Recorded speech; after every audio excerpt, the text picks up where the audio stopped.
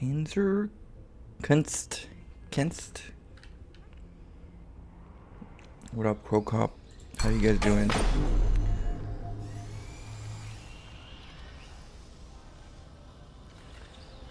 I always say Crow Cop.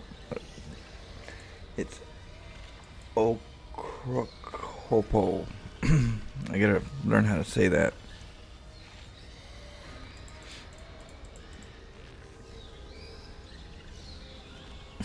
What up, Neil?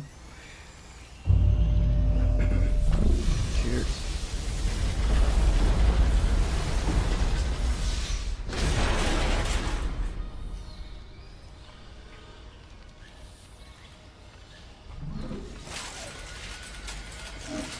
I know Crow Cop is a fighter. That's the reason why I say it, because it reminds me of Crow Cop. Marco Crow Cop. K1 fighter as well. He's a K1 fighter. A UFC fighter. Well, I don't know if UFC, but he's a Pride fighter. He's got the kicks. I would not want to be kicked by Crow Cop.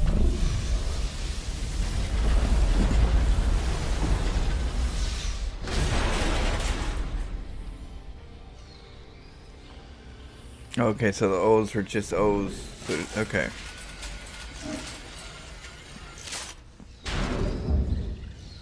Kick you right in the head.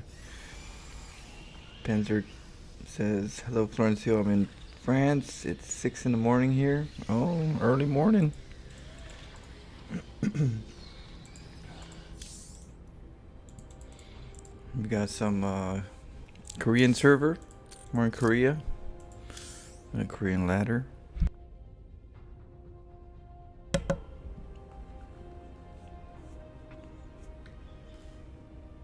You want to see more hidden bases and cyclones?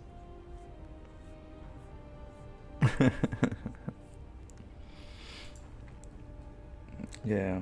Did you just start watching my stream? Macrochism? It's been a while. You're not used to how I play?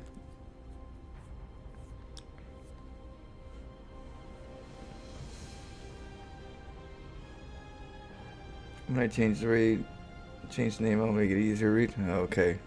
I mean, you don't have to. I could just try to work around it. My dyslexia. With my dyslexia, it's like not the easiest to get the names. Oh, okay. Yeah, I'm gonna start editing this week. We're gonna be throwing horror games that I have to throw out there, and StarCraft. So I'm gonna go through all my VODs and put out the funnest games on VODs. We're gonna work on some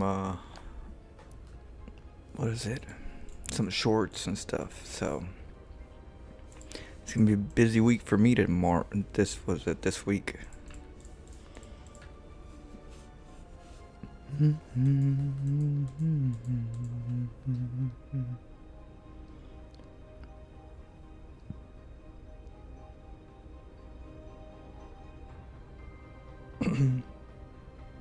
see.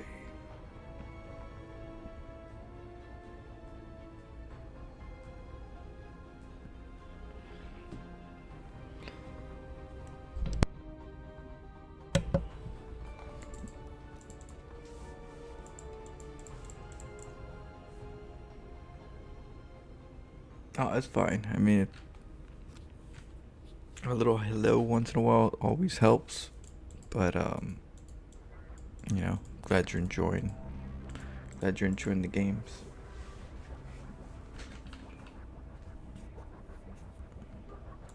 Okay, let's go.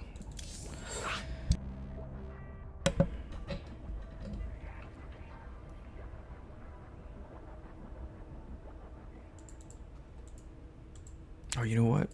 Before we do this, we'll do a mana video real quick. We'll get some people in here, and we'll get some cannon rush before the real cannon rush. I'll show you guys how to really do it after we see how how Mana does it. You'll probably notice some similarities and some different approaches.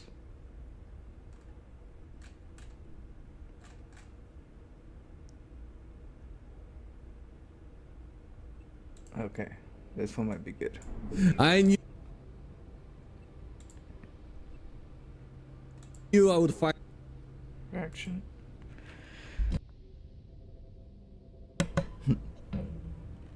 I feel like his first lines, I feel like every time I've noticed that he plans his first lines, like he knows what to say in his first intro start.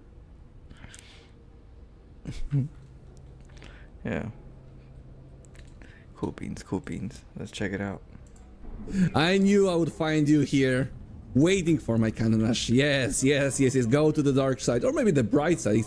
Now, why do people think cannon rush is a bad thing? It's a good thing. It's an exciting rush. It's an exciting strategy. We shouldn't be saying bad things about this. I love my cannon rush, and well, I guess that's what a dark side person would say. I love what I'm doing, right? Anyway, welcome to another episode of Cannon Rush Grandmaster, guys. We're starting with the Protoss versus Terran versus our good old friend Matfiend. We had many games versus this guy. Some exciting ones, some good defenses from his side of the map. I think most of the time he's been defending the Cannon Rush quite well, but the follow-up has been working versus him from time to time, not always, of course. Let's see how this one is going to go. I'm gonna go for the low ground this time here. I'm gonna go. I kind of want to do it here. No. King of Cannons. Oh yeah, we can watch King of Cannons, huh? We'll watch a few of these and then we'll jump into some King of Cannons. That's true. Totally forgot we did one the other day of King of Cannons. I'm gonna cancel. Let's go. Hello, my friends. What's up? Can we do something here? Yes, we can. We're cool. I like Winter when he casts. Jimmy, how many likes we need? Oh yeah, his YouTube. Yeah, Winter's funny. He's got a bunch of puns. So KOK. The KOK, what is that? Yeah, Winter's funny. He's a good guy. We hung out at DreamHack. BlizzCon, and so we spent like the whole night, the whole morning, till the sun, was rising, just hanging out and chatting and having a good time. It's nice to be able to like know that I, hugged or shook or talked to a lot of the people in the scene, both pros and casters. It's really cool, it gives that home feeling because I hung out with most of them, partied with most of them. It's really nice to have that experience, especially since we're all always online streaming and stuff.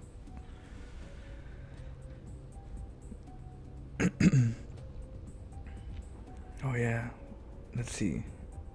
Shadow, do you have the other one?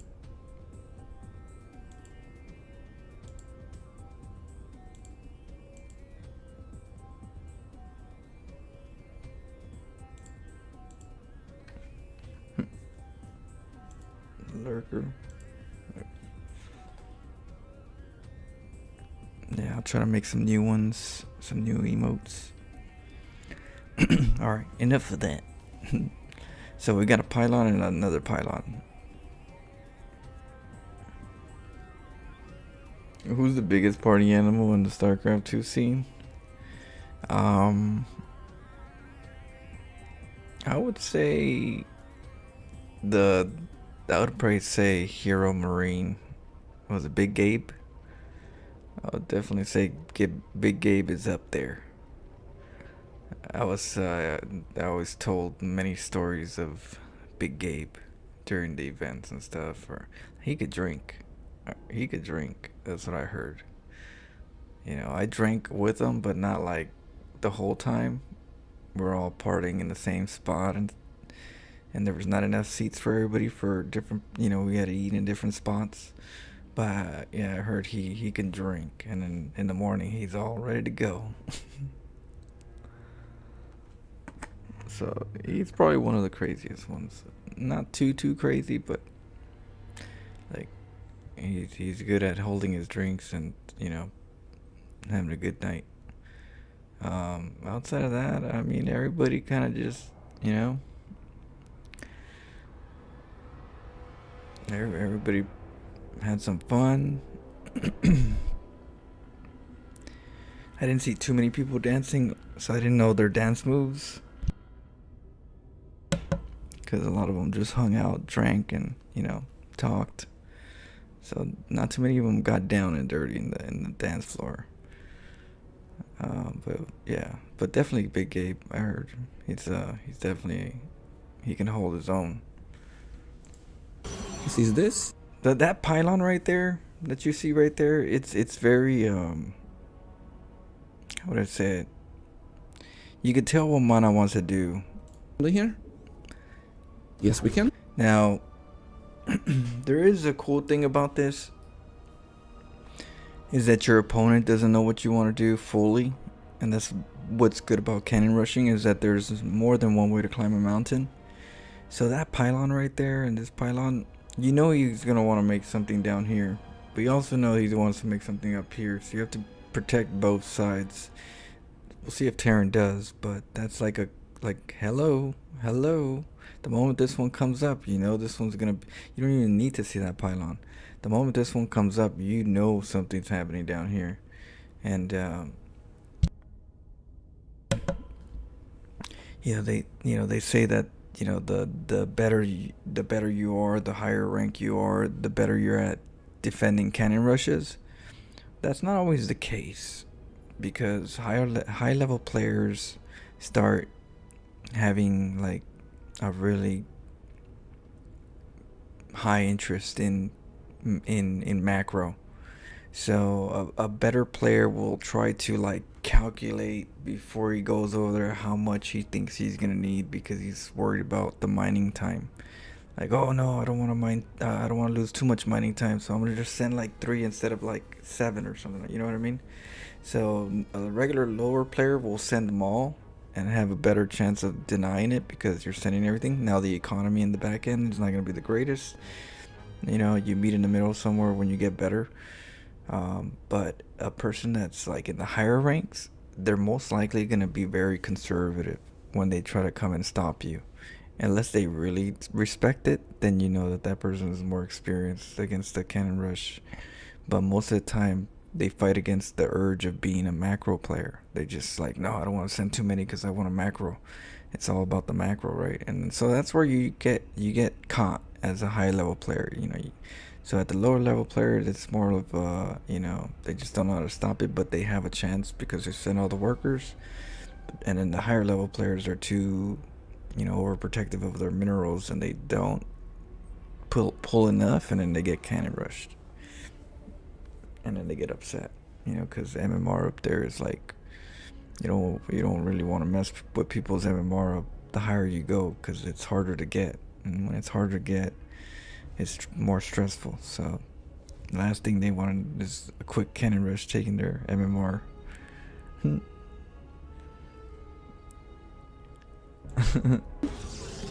What up, Fabio? How you doing?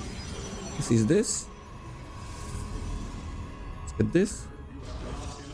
He's gonna pull SCVs here. Poor Terran player. Only 2. Okay. Please, pylon. Anytime soon. SCVs are too late. Nope. Well, there's a chance. Okay, we're attacking. We're fine here. Mana didn't block that cool part.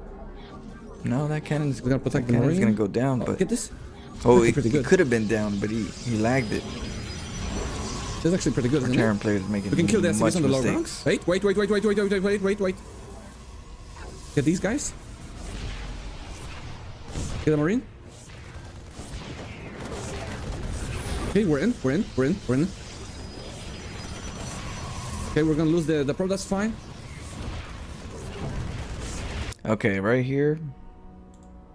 Yeah, trick to the trade. Whenever, if you have this setup, right?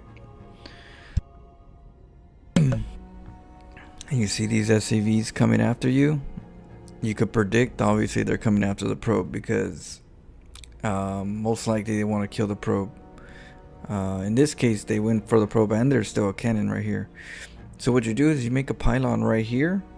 You're not making a cannon, a pylon, right? You make a pylon, but you get inside here and you use the corner to hide.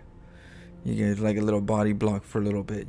You're like, as long as they don't get you right away, because the cannon will protect you, but you don't have enough health to, you go in there, you make a pylon right here, you pocket yourself right there until you feel it's safe, and then you cancel the pylon and make another cannon and stuff.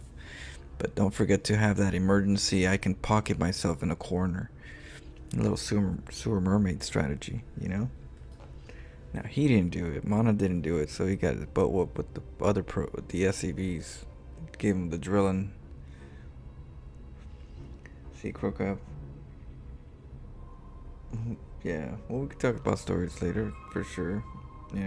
How somebody, or at the party, and some girl, jumped on me, as a dance move. Imagine. You're over there and someone just jumps right on top of you as a dance move, as a starting dance move.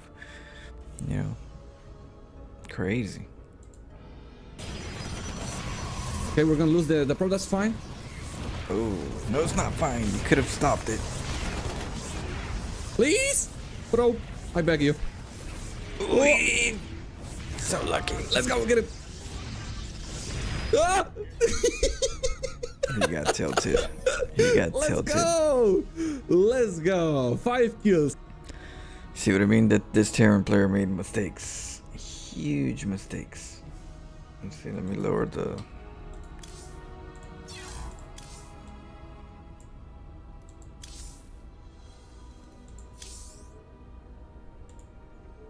We'll watch one more and then we'll go into the King of Cannons. We'll do a King of Cannons. 2 kills, cannons. That's right. This one worked. 3 SCV. And I'll show you like what we'll see what the two different styles are. Only. I think if he pulls 4 SCVs, he can maybe deal with that. But look how much time I have actually bought with the probe. 3 SCVs is how much you need, or like 3 probes for jumps, whatever. No, you need more than 3. 3 is gonna be okay. So when it comes to bottom, 3 is gonna be to kill the cannon. Whatever cannon's coming up first, you want to kill it. You want to have 3. You want the cannon killers. But then a probe usually makes 2 cannons, so you need 3, and then you need to deal with either the probe or the cannon that he's gonna make. So you get another 3, or you can get 2, but that's too conservative. I do 3. You get 3 for the probe, and if he makes another cannon, you kill those cannons. By that time, the other 3 are gonna be already done canceling the other pylon cannon, and they'll go chase the probe. And then if the probe tries to make another one, you'll have 6 right there to deny him. But you definitely need 3 for the cannon and some for the probe, because the probe, you can't visualize how many cannons are gonna go up by your opponent, or how the SimCity is gonna be. So you rather be more safe than sorry. So don't be too conservative bringing workers. Once you stop this for a few seconds, you should be ahead of the game. But and in this part too, you want to send enough to kill this. You want to keep an SCV here, an SCV here, and attack. Just make sure that these don't leave your sight, because these areas are important. It could be here or here. You never know. There's a two-way street right here. You're like, oh, I blocked him from here, and then he comes down here, and then beep, beep, beep. You're like, no. So remember that pylon? It's not just this spot, it's this spot. Is to kill a cannon, but if I'm going to disturb you with a probe, look at this. Only 2 SCVs are attacked. Yeah, I mean, he could have went for the probe. That probe would have died right away, the way it was sandwiched. But then Mana likes to hold position. So one thing that Mana makes mistakes on, it depends on not necessarily a mistake, but one thing that he does periodically is he likes to hold position and lose certain and keep surface area from the cannon. That only works with inexperienced cannon rushers or defenders, because what you do is you go for the probe.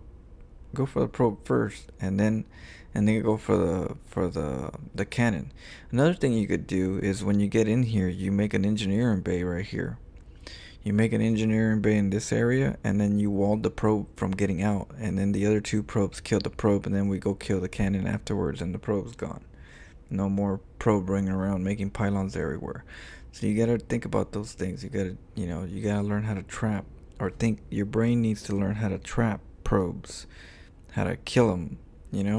Not try to go for the cannon only, and then Mana's on hold position, so you can't get there and use all three. And then when you do, you're attacking the cannon and not the probe.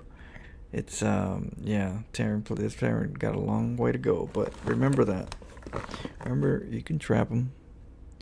Put a little engineering bay. Attacking the cannon right now, and the cannon's already building, right? Now he changes the focus fire to probe. That's also additional seconds that he's not attacking the cannon. Again, now only 3 SCVs are attacking, then I'm going to be disturbing this with the probe. Well, Terran already made a mistake.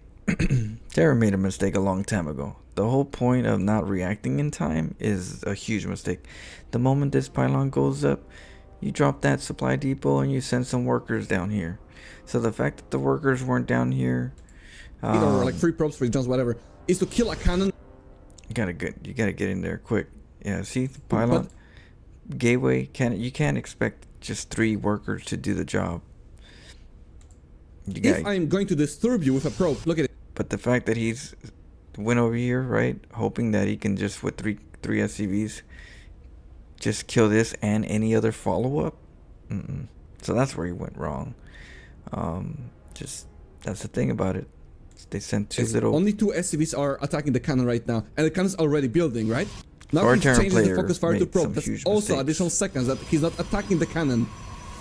Again, now only At this point, you gotta go. If this Terran's still right here trying to kill this cannon with these 3 SCVs, it's like you don't even know you're dead. 3 SCVs are attacking, then I'm going to be disturbing this with the probe. Making sure that I can at least once attack the SCV, so then the cannon is going to 2-shot each of these SCVs, which decreases the amount of damage this cannon is gonna get. So then even if he has a Marine on the high ground, the cannon has much more HP than it could have done if I didn't do this disturbance with the probe all this time. Let's go! Big quick victory here. Rematch time. I'm gonna try something different this time. I wonder if it's going to work. I've never tried it before, but I'm sending the very first probe across the map. I'm gonna make my very first pylon here, and then make a gateway and a forge, and see if it's going to work. I just want to test it out. I want to try something new. Maybe it's gonna be absolutely terrible. Maybe he's going to easily defend it, and we're gonna never do it again. But at least I want to see, because I don't think I've ever done this versus a Terran before. It's good to try. So let's do it. Testing time. Pylon here. I think here.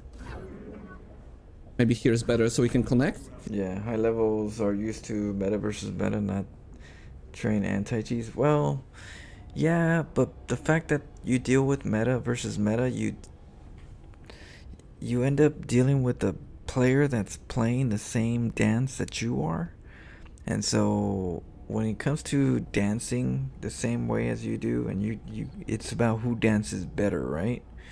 At some point, you end up not being able to dance just as good sometimes on both sides throughout the experience of ladder, and you end up wanting to find a way to like get an up on somebody.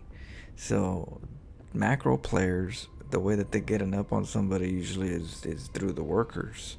They're like, how do I get more? How many, and so they cut corners and get more workers.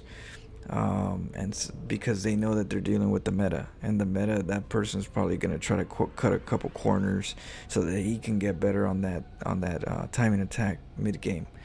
I'm gonna beat it to it. People start chasing the base. I'm gonna get a third base really quick because this person usually gets the third base really quick. So then they deal with the cheeser, and they're like, "Oh, I gotta get the third," because they have a habit of macroing and cutting corners to beat the other macro player, and then they put themselves at risk of getting cheesed. And so in Cannon Rush, they're used to mining. They don't want to lose mining. Losing mining time is bad, you know. Like at the highest level, you want to, like, you know, tease your probe in the mineral line so that they can try to chase it, and you're like, oh, I didn't get them and I lost mining time. You know, you can only imagine, you know, so many games of frustration of you thinking you can kill a probe, but you can't, and it got away, and you lost like 5 probes of lost mining time for a little bit. You know, it becomes that nitpicky of like, I want to save minerals and everything counts for faster this, faster that. And so in cannon rushing, they have that habit of, like, you know, being conservative so they can cut corners on the workers. Why do I want to send too many workers? I'll lose mining, and with the mining I won't get the nexus on time, or, you know what I mean? So they have that habit where they don't know how to, like, they're too greedy, and they don't know when to let go. They don't know when to say, you know what, let's throw out the standard meta out the window right now. We're playing a cheeser. Let's be a little bit more conservative. Some do, because you end up respecting it, but others, they have that habit of, like, not respecting it, and they want that extra workers. They want those extra minerals. But you can have minerals, and if you can't defend the cannon, you're dead with minerals. So, but yeah. He's gonna attack it from the high ground anyway. Rushed. Let's do it. The gateway. Do I love it? I don't think I love it. Maybe pylon here would have been better, because now I cannot block this, right? Gateway and a 4. That's a terrible. That seems very bad. Actually, go here. I think I mispositioned the pylon. Whatever. Let's do it like this.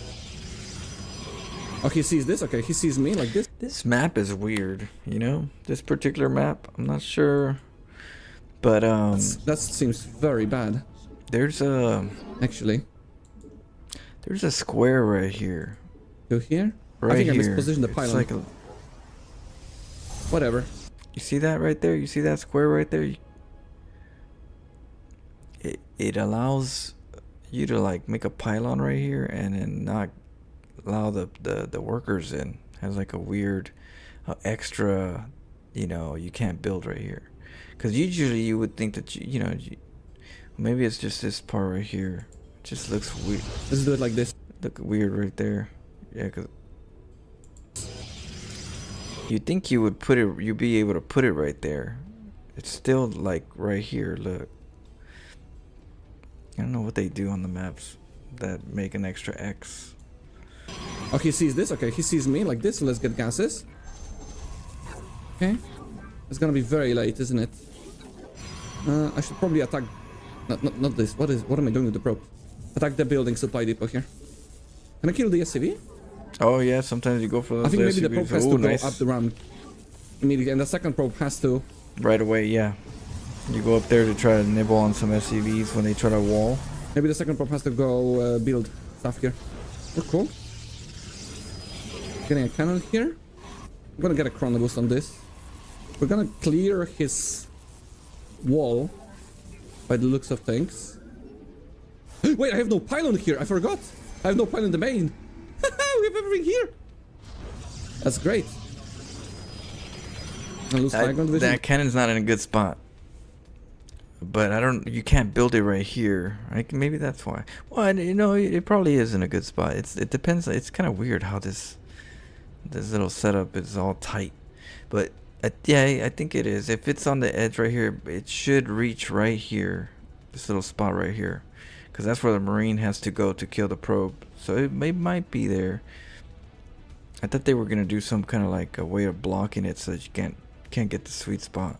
I think this is terrible. That should be good. I think I'm never doing this again. Maybe I'm doing it wrong. He's gonna cancel this. This map is just weird. It just looks weird. Okay, Ooh. don't lose the probe. I can get a... So you get the probe up here for a little bit, but you don't do it for too long because they can get about 3 Marines and then they go in there and take out the probe. Just like this, but with 2 in this case. But they wait for 3 sometimes, just in case. But then you go in with the Zealot and that should take care of it. So it's the probe, then the Zealot, then the Adept, or Stalker. But Adept is better because I usually go 2 Adepts. Because the Adept will give you like the shade. If you have time, you can shade in, get the vision, cancel, shade in, get the vision. You know, or Sentry if you're gonna just be a little more conservative and you just want to just ramp it, force field the ramp. Let's here. We're fine. Need a second Or probe. Okay. make a hallucination Colossus. From here. Okay, we can get rid of this. Factory building, okay. Wait, maybe I don't need that much gas. Do we go Stargate? We have to place Stargate here, right? Come on. Okay, wait. Maybe this is not so bad. Stargate. Stalker. As well. Oh, We don't have some Marines here. Okay, now I need a bit more gas. We have enough. Need the battery. What you doing up so late? Okay, wait. Let's get a battery. We have a very close cannon. That's a good thing. I know I need to save my money for a fleet wing. I'm building everything here. Okay, let's go here. Okay. We can actually attack these Marines. There's going to be a cycle in just a moment. Yeah, Terran doesn't have a bunker. What? I don't know.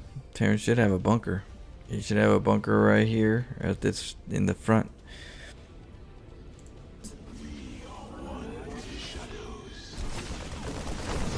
Hit the Marine. Okay, that's a bit unfortunate that the Marine just went out. One more shot. Nice. Minus 1 Marine. Okay, void wait time. He's gonna lock on the Stalker. There we go. Let's back off.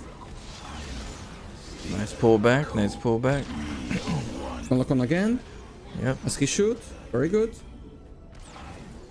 Gonna lock on again. He locks on the cannon this time. Get the cycle, get the cycle, get the cycle! Oh! Oh. Uh-oh. We're in trouble. Right here. You see how it's not the battery shield is not healing the Stalker? And you really need to heal? Well, the battery does have some juice in it. It just waits for a certain amount for it to start automatically, you know, healing you. So what you gotta do in these circumstances where it's already way too low, but it has some juice because it, you know, it's not at that automatic yet. You just click on the battery shield and you right click on the Stalker and it'll just give it that extra little health. You just click click it, right click, and you'll get that extra little bit. Everything helps. Especially in like these weird situations. If it has like 3 more, you just real quick click it. So We're in trouble. yeah, now it gets enough to do it automatically. But for a little bit, if you really needed it, you could have done it. I barely now have the Voider on time. Get the Cyclone. Okay, we're fine. We need more batteries. And a cannon here. Come on. Yeah, cannon Okay, for the there's a season. Viking. That's a bit annoying. The one thing about mana in this particular setup is that you don't want to put the buildings, the next buildings, the Stargate and all the other stuff, you don't want to put it where the tank could reach. Because if he gets a lock on in this area, all this is going to get taken out by just tanks that aren't doing anything but just standing, sitting around. So that can be a little bit troublesome. Don't lose the Stalker. Can't lose the Stalker. Come on. You see how much of this? You could imagine how much of this could get hit by a high ground tank, which is why this part right here should have been a little bit lower, right over here. That way the tank has to come out to get to there, and if the tank comes out, you can try to snipe it. It's easier to snipe if they're trying to get out this little choke. Need the Tempest to start. He's outranging me big time. I cannot start the Tempest, I have no pylons. I have to lose the Stalker, I think. Oh no. Or a couple of probes. No, I can't lose this arcade. It's too much. Too Couple valuable. probes. Too valuable. So couple probes. Okay, wait, Viking? Almost! Oh my god, if I microed a little bit better. Okay, this is coming in.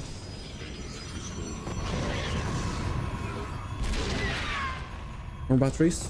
I cannot lose this. One more pylon. There's so many Vikings now. I don't have enough shields here. Ooh. Yeah. That's terrible. GG. That is bad. I think I'm not doing this again. Even though I think I achieved what I wanted, it's just it hits too late and not hard enough. Because the forge is building where I should be already starting my cannons. That is true. That is true. He was trying to find a way where he can use his buildings as a part of the wall, so he doesn't have to make too many pylons. But the problem is that the forge takes too long to wait to get to all the way over here.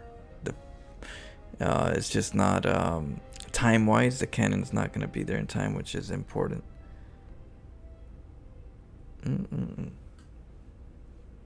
Let's check. All right, let's see. Printf.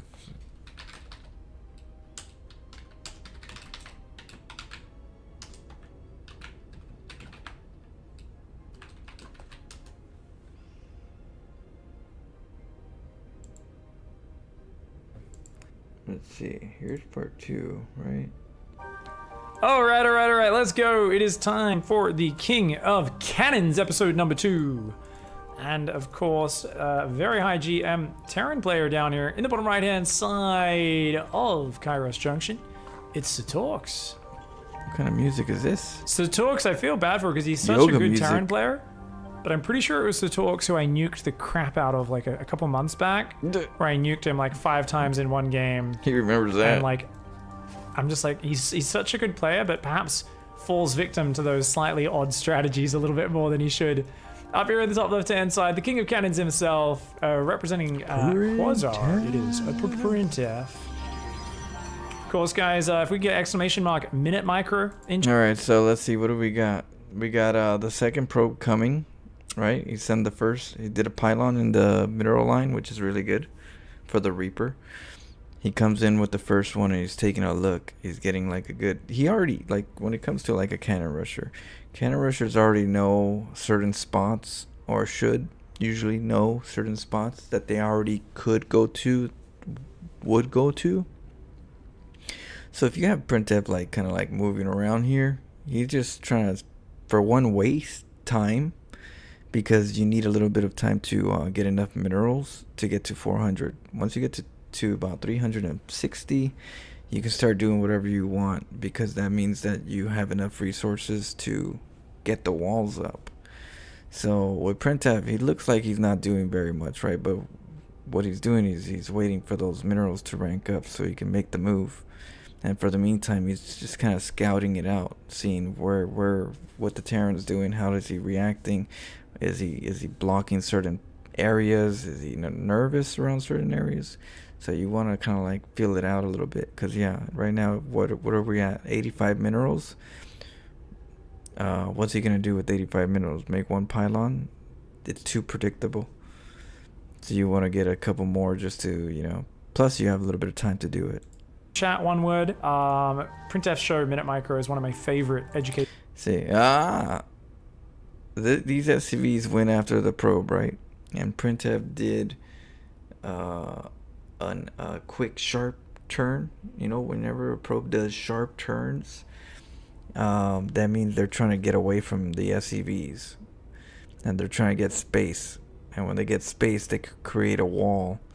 So when the red was attacking the probes, he saw that Printf did a sharp turn, and the moment he did a sharp turn, he reacted with more SCVs, which is good. It's a good thing to react like that. But if you're already reacting like that, you should already be worried about the bottom, even with just one SCV, just to see what's out there, if there is anything out there. Because for one, you gotta realize, this isn't, when it comes to playing Terran versus Protoss Protoss typically comes up the ramp, nibbles on the SCV, forces your other SCV to go down and attack it. It's going to leave. It's going to come back and nibble on it again. Go inside. Maybe try to go for a gas steal. And go back out and nibble right here. So that's what a normal Protoss player would do typically. You know, or at the end, if anything, nibble, go over here, and mineral pocket. You know, mineral deny the SCVs a bit. If the probe isn't doing that, then it's a sus probe. Okay, always remember that. It's a sus probe. It's sus. It's up to no good if it ain't doing any of those things, because it has no reason to do anything else if it's playing standard. But see how printf is like just kind of like not messing with the SCV, not going over here to mess with the mineral line, not trying to steal the gases. What's that probe doing there? So that's what you got to remember. Shows in StarCraft. Look at Talks. He pre-pulls like 6 SCVs. The trauma. Oh my lord, the trauma. He's like, I will kill this probe. Printf has to leave. He can't force his way in. Supply depot. Yeah. So right here, you pull back and make a supply depot. You know, with either this one or this one, you want to make a supply depot. And what that does is it completely shuts down the high ground. That pylon could be there or it could not. It's not going to do anything. Now, one thing it could do is it can make a printf can make a cannon down here, but if he can't go inside, that cannon's not going to reach anything. You get me? So what you do here is you just, like, if you can't kill the probe, don't worry about killing it. Just if you can kick it out, go and seal yourself up. He's going to try and get the second probe up, but that probe is taking too many hits. It's almost certainly dead. He's got to be real careful. Looks like he's going to cage up this side. Ooh, that probe's going to get out, actually. Good micro by printf, keeping that one alive. And okay, right here, when you're in this situation, and you see a pylon right here, and you have an SCV right here, make an engineering bay right here. Make an engineering bay. Block this this area. If you block this area, you have a better chance of getting SCVs down here and denying any outside surface. Plus, if the cannons are too far, they're not gonna be any good over here. So the cannons would have to be over here to try to get to this area at the minimum, if there's an engineering bay blocking their cannon potential. So, you know, you gotta remember that. You have a chance to do a little sewer strategy. Just engineering blade block. What are you gonna do? Supply depot. What are you gonna do? actually, he's not going for the cage. He's really got to cage this. There we go. Instead, you get this. Instead, you get this. You get the 3 pylon wall. And now Terran's screwed. Well, to an extent, Terran's screwed.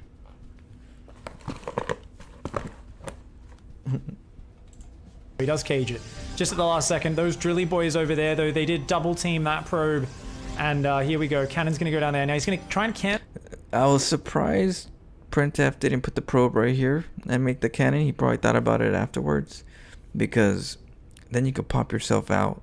And then you can cancel if you really needed to. But I guess he probably canceled this one to lure the SCVs in there. Because if he lures them in there, you can wall them in there. He doesn't want too many in there because you still want to get the cannon up. But if you can get like 2 in there, if you get 3, then you can kind of make something else happen. But you are susceptible. You could probably make a pylon right here for the meantime. Cancel this and then replace it. Very nicely done there by Printf. Still only one probe so he doesn't on want the to side of trap the map. him in. And remember, there. guys, there's no probing up. behind this. When Printf cannon rushes against Terran, it is a very, very committed affair. If you guys remember back to the videos he did with me explaining how this cannon rush works, he said you do not go past 16 probes and you do just put everything into getting those cannons up and messing up your opponent. Right now, he'd be loving to drop more cannons, but these drilly boys doing a very good job of zoning him out, and the Marine he's getting in there, to work on that cannons. We need more cannons down here. Or is he just going to fall back? He's going to fall back. Okay, he's going to give up that position. Or at least... Oh, Satox gets in the bunker barely. And that probe does fall back. Now, so Printf already knows that he can't get the front wall. It's a bad situation. But But the Terran player already sent out 4 SCVs. So you got 4 SCVs over here for the moment until that cannon dies, or else he's going to get a couple. He might want to nibble on a couple in case they do try to run between the cannons and the cannon will just 2-shot him. So, but he's going for this one first because he wants to 1-shot the SCV, just eliminate as many. But because of these SCVs, that's actually a good thing. You got the SCV reaction, the lost mining time, and then you got 4 SCVs inside the natural, not mining. The next thing would be to go into stage 2 of your cannon rush, which is what Printef is doing. He's already going for cannoning this area so that the Marines don't come out, and his transition gateway is already here, so he can already start getting the defense and keep the opponent in. That's why it's risky when you're getting cannon rush to just let this happen. If you're getting cannon rush, make sure this whole area is safe, because they'll try to wall you in some way. They'll try to keep you out, and you're thinking, oh, it's just the danger zone is right here, we're done. If they trap you, it can get tricky with battery shields and stuff. So it's better to not let this happen. If you could, it's better not to let this happen. These 4 drilly boys are actually out here on the other side of the map. Oh, he's going to pull more down. He's going to try and break it. Oh, Satorx, is he going to be able to break it? This is an ambitious move. I don't think he's pulled enough drilly boys. If he pulled the rest, he would have been able to do this. He can still but he's do only this, pulled though. 6. This cannon, though, getting very dangerously low. Okay, let's see. Let's see if Printef goes for the Marines or if they goes for the SCVs. I'm thinking he's going to try to go for the Marines because it takes 3 shots to kill an SCV. Zealot's almost out. That pro. Oh, the cannon focus fire from Printef takes out one of the cannons. This probe somehow still alive. It has regenerated his shields like 6 different times. This chat of a Zealot needs to get out. He needs to get out. The Zealot, is he going to get out? Yes, he does. Oh, nice, the probe goes down. One more cannon drops. Good micro here by Satorx. I told you guys he's a very good GM Terran player. The Zealot gets one more Marine. Can he get another? Not quite. That cannon finishes and focus fires, though. Does take out them. And only one Marine left on red hit point. What are you doing? That one right there. He said, nah, I don't need that one. Yeah, you do, but I guess it is. He could get this pylon, and he did kill the probe. That cannon's going to go up. He's going to try and depower the gateway, but that pylon's depowering it as well. Wrong pylon. Focus that one. You can depower the cannon. Oh, Satorx is going to let him get this position. Yeah, he's not going going to be able to get rid of that. That Zealot's going to be able to chase off. I would have went for the cannon and then, dealt with the SCV by itself, with the Marines and SCVs. Get the job done.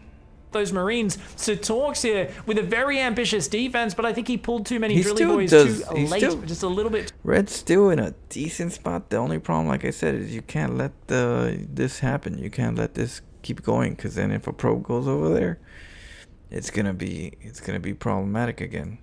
Too slow on the defense, and he was not able to do it. Thank you so much, Stone Star, for the big generous 10 gifted subs there in chat. Welcome to the Pigsty, friends. Thank you very much. Slide on in, eat some mud, make fun of people that put pineapple on their pizza, and of course, remember, bacon is the tastiest, the best, the highest quality of vegetables. Okay, now they put the pylon. Now Printef put the pylon next to the cannon, so he doesn't lose the cannon position, which is good, because he could just use this back area now.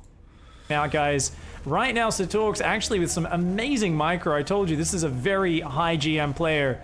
And Printef himself, of course, high in GM as well, but I would say normally maybe a little bit lower ranked than Satorx. It's going to be a real tough match. So many Marines coming out. Second barracks is here. Oh, 23 supply block, though, for Satorx. Depot only now finishing. Command center only now starting. Have we got a transition underway? Yeah, that's a robo going down here. So Printef wants to set up this robo position, wants to siege him down. A few cannons going down there. So it's another cannon, another battery, a Zealot.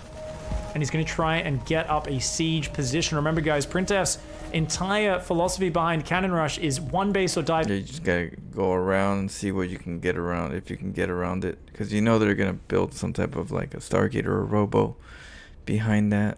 So you get, if you could get in there, but he doesn't want to risk it, which is good. I mean, he doesn't have to risk it. He already knows now that it's going to be something like that. So he can get set up already for it. And he should be good. I'd probably maybe send an SCV out just for opportunity. Trying, if you are expanding, you've done it wrong. Instead, you should have just been tighter with your cannon rush. Printf does this every game. He doesn't hide his Good for identity. Terran's doing He basically decent. just says, look, I'm going to kill my opponents Could've on done a one little bit base, better, and I but know every decent. detail of how to do that. Why go to a longer game and try to forgive myself for sloppy mistakes in the early game when instead I can build 2 goddamn thingamajigs right there. We've got double music on. That's why the audio is sounding so bloody disgusting right now. Sorry about that, guys. I was wondering. Oops, I didn't mean to do that. Yeah, we actually have in-game music on very softly in the background, so let's get rid of the double music there. As much as we love the Endless Space soundtrack. Printf here with the Zealot there. He's going to build Immortals. Now, do you reckon you go Disruptors behind this, guys? Try and siege up the high ground? I don't know if you guys know this, but Disruptors can actually outrange siege tanks while sieged up. By half a range. Just a sliver of range. So you can actually shoot them. Obviously, if they're hiding around terrain, you can't really get up there, but in a straight line, you can manage to do it. You know, So medevac drops. First siege tank only now starting. There's a bunker on the high ground, 2 barracks up. I don't know why those buildings are so close to this area, but somehow they're really susceptible to getting, you know, harassed. I mean, definitely economic advantage to Satorks. Doesn't really have anything to take care of the Prism and the Immortals, though. We're going to have 2 Immortals and a Warp Prism very soon. I wonder if we're going to see mass shield battery or just more focus on the continual production. Maybe batteries you can also a move little bit over lower. here and start Yeah. taking out the starport. That factory get is very batteries. exposed right now. I mean, you can get Immortals. Yeah, see, this is what I mean, though. It's like, why would you build right here when you have a... But, you know, he probably likes that spot. But if he gets it, Printf gets it batteries right here, he trickles them down while the Immortals keep nibbling on these... I don't know. Was it Sotrox is gonna get pulverized. And yeah, I don't know. He's gonna even use the Zealot for bonus damage. I kind of like that. That's very cute. That starport. If he can get rid of that before the Viking's out, that's huge. Satorks needs the Viking. A single Viking shuts this Prism's maneuverability down.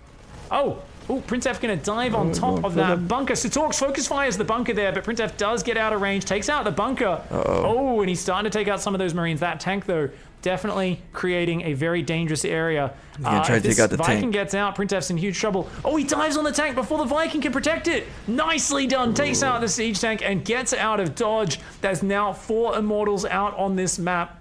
Nothing that shoots up except the cannons for Printf, but does it matter? Does it even matter? I mean, there's a lot of Marines, but without a siege tank, without bunkers, they're going to be losing units every single fight. Okay, a siege tank's out. That's going to be big, and that does start pushing back, but he just dives! Absolute psychopath, just dives forward, clicks on the tank, saves the Immortals with the Prism. Oh my god. Man, our Terran player's not happy. 2 tanks get taken out. You guys have seen me be in this exact same position. I lose the Immortals and the Prism every time I go for that move. It's never worth it. Printf, a better Cannon Rush Immortal player than I am, that's for sure. It looks like the Prism's going to go down. 1 Immortal falls, but Printf might have just broken through 3 Immortals here. Those Vikings have to land. They have to add their firepower to this. Their anti-armor damage is big. Another Immortal falls. Both sides trading out here. I mean, Satorks maintains high ground. He's got the Vikings. He's going to have another siege tank out. Marines can run to his main. I was thinking a medevac drop, but he didn't do that his yet. Immortals keep I getting thought he was trapped in going to this little medevac robotics drop over cage. to the other This guy side. just cramped in between these 2 big robos. To be fair, if you're an Immortal, this is the equivalent of having your head medevac stuffed drop between 2 is way big, better 'cause gigantic you could boobies. actually- It's comfortable. It feels You could actually heal the Marines if there's a cannon in there. If you have just Marines and there's a cannon in the back or a cannon and a battery, it's going to be a little tough. You know, plus the probes coming after you as Marines. If you have medevac, you could pick them up and then micro them again and heal them. You know, so medevac drop would be a better overall. Nurturing, it's the place you want to be. Unfortunately, the War Prism says, oi, get to the front lines, picks him up, ferries him to the front. Vikings there having a bit of spotting. The siege tank going to start to shell down. 1 battery going to go down before it's able to do anything. These Immortals like, okay, we've got to go, we got to go, we got to go. They're going to dive up that ramp, but oh man, 1 Immortal already goes down. Even I at think the high Satorks has held ranks, it. they crack. I think he's held it, guys. Yeah, the Prism goes down. The Marines say get cucked. The Vikings should land to help finish this off, but hey, they don't even need to. The Marines are going to do it. And the Liberator's going to go counter pressure. Printf's dead. Damn! He sent me a loss! He sent me a loss! I love you so much, Printf. I was like, how is he going to bring this game back? But Printf, the master of hype, a man just one game. who has a large amount of humbleness. That's right! Unlike most StarCraft players. Let's Oh, see. right. Let's try 3.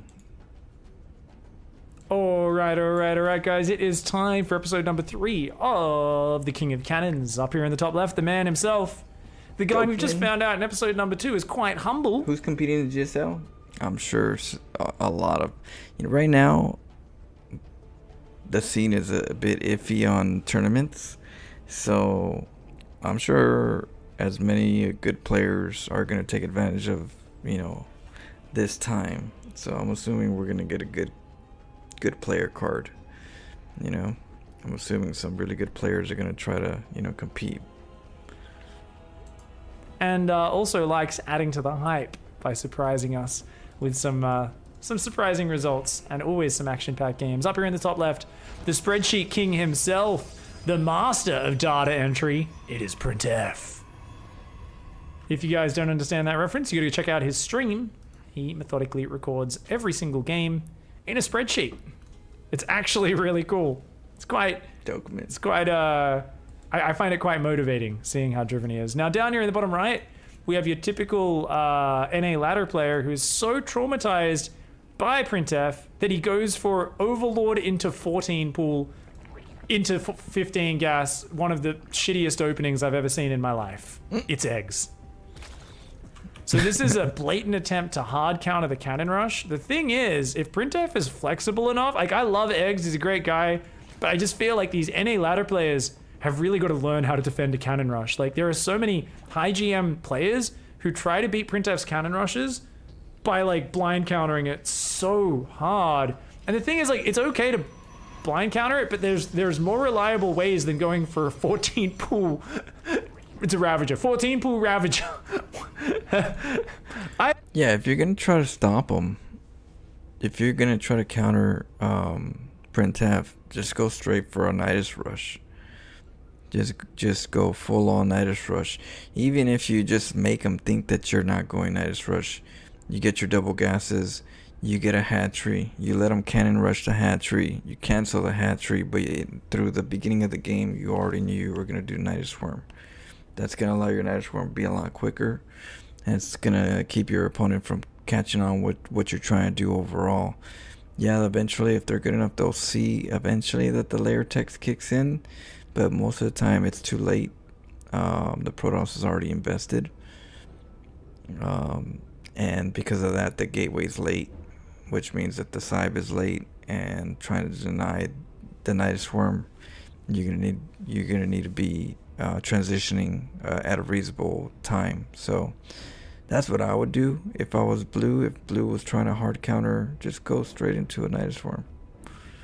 Have your one Overlord go over to the area where you think is going to be a good spot to Nidus Worm, and then send your third one over there. Your second one stays here, and just go for it. I don't know, man. I feel like you're so predictable here. So notice how as soon as he saw this, Printf immediately walled off in a really safe location, doesn't need to commit anything more because he knows there's no danger until the Ravagers are out, takes the gas, chronoed probes, and he's just going to try to reinforce this position and get up some Stalkers. Yeah, I mean, the Overlord should have been here seeing the pylon in the first place to be able to send the drones down here already. So that was the Zerg Eggs. Probably Do you reckon he gets a robo as well, guys? I reckon that kind of tucked I wouldn't in. mind a 2-gate Stalker variation here. I feel like Stalkers get the job done. I feel like you don't even need Immortals if they ruin their own economy this hard. I think you can just use Stalkers. Either works. We'll see what he thinks he can squeeze in. Cybercore drops at home. Roaches are already on the way. Has he? I mean, He as casted much as several I was making games fun of of Eggs? Egg's way of Oh, doing I didn't this, know guys, that. these Roaches are so insanely early. He might actually change my mind. Because this is actually so fast that it might work. Yeah, I don't know, James. dude. Yeah, Printf's realizing he needs to put a lot of cannons. It looks like he's definitely trying to get the robo up. I don't know if he's going to get there. I mean, the thing is, you've got so little reinforce behind this. Your economy sucks. Eggs need... Now, the one thing about Eggs right now is that he actually started with a gas pool, so at least he's reasonably ahead in the attack, which is probably what he wanted to do overall. He probably wanted to just get that front Roach Ravager attack to deny the cannon rush and not Nidus Swarm. But I kind of feel like you don't want to deal with this. You know, I'd rather Nidus Swarm because I'd rather not try to do the whole, you know, biles, pull back, biles, pull back. You know, that might take too long overall, and you might not get it because you don't know how many pylons, cannons and batteries a player is gonna make. And sometimes if they keep making them, it could just last longer, and all of a sudden you're like, what? Why can't I break this so early? And it's already too late. You already invested, lost Ravagers. So I kind of feel like the Nidus Swarm is way better because you don't have to worry about, you know, engaging all this and try to kill it all. But it would be nice to go over there and poke around just to make them think, hey, I'm coming after this, make more defense, and then you Nidus Swarm. So a little bit of fake aggression while you're doing your Nidus Swarm would be ideal to keep them like feeling like, you know, he's gonna have to hold. Needs to clear this out, right? Sure, eggs can get free damage on the cannons. The moment an Immortal's on the field, it is going to take these Ravagers to Dicktown. Yeah, the Bile's going to start to come down. I mean, Shield Battery is dropping, but he doesn't even have the money to start, start an Immortal. He's got to just Chrono Stalkers out here and Shield Batteries, and that's how you do this. Doesn't even use a second gateway, just one gate Stalker and Micro is how he's going to deal with this. Now, Eggs has already taken a few hits from these cannons. Dude, you got to be careful. You can't take those hits. Ooh, and the Stalker's out. The Stalker's out. Cancel. Printf. Cancels it. You never want to bile. So this is the problem for Eggs. I do the same thing as a cannon rusher. It's like you bait them. You bait the cannon, the Ravagers. So what ends up happening is that the cannon. There's a cannon that's up already, right? Which is where Eggs should be attacking. Eggs should be going over here and biling it. I mean, you got four Ravagers to go for 4 biles, and then you can practically kill the cannon just together. And now that it's dead, nothing's shooting you. You can kill this one too afterwards. You could even wait a little bit and then throw a bile. But this one needs to die first. What happens with this is that when you try to bile a cannon, see there go, oh, you know what, these 4 biles, you know, with 4 biles I can kill that because it's not done yet, and it's weak. Printf don't care. You make another one. You'll cancel it, waste your vials, and then you waste your time because you're on cooldown, and then you'll just make another one, and you might be tempted to make that one, bile that one again, and then you waste 2 because you'll cancel it and make another one, and then Stalker comes out. Then you gotta pull back because you didn't kill the cannon right here. So that's what I would have done. Bile the cannon that's already up, then take this one out. They're always able to cancel this one, so you don't want to get debated. Cannons. Dude, you gotta be careful. You can't take those hits. Ooh, and the Stalker's out. Cancel. Printf. Cancels at the last second. Ooh, nicely done. Chronoing more Stalkers. He needs these batteries desperately. This Stalker needs to pick off one of these Ravagers quickly. Otherwise, that cannon's gonna be gone in the next wave of biles, guys.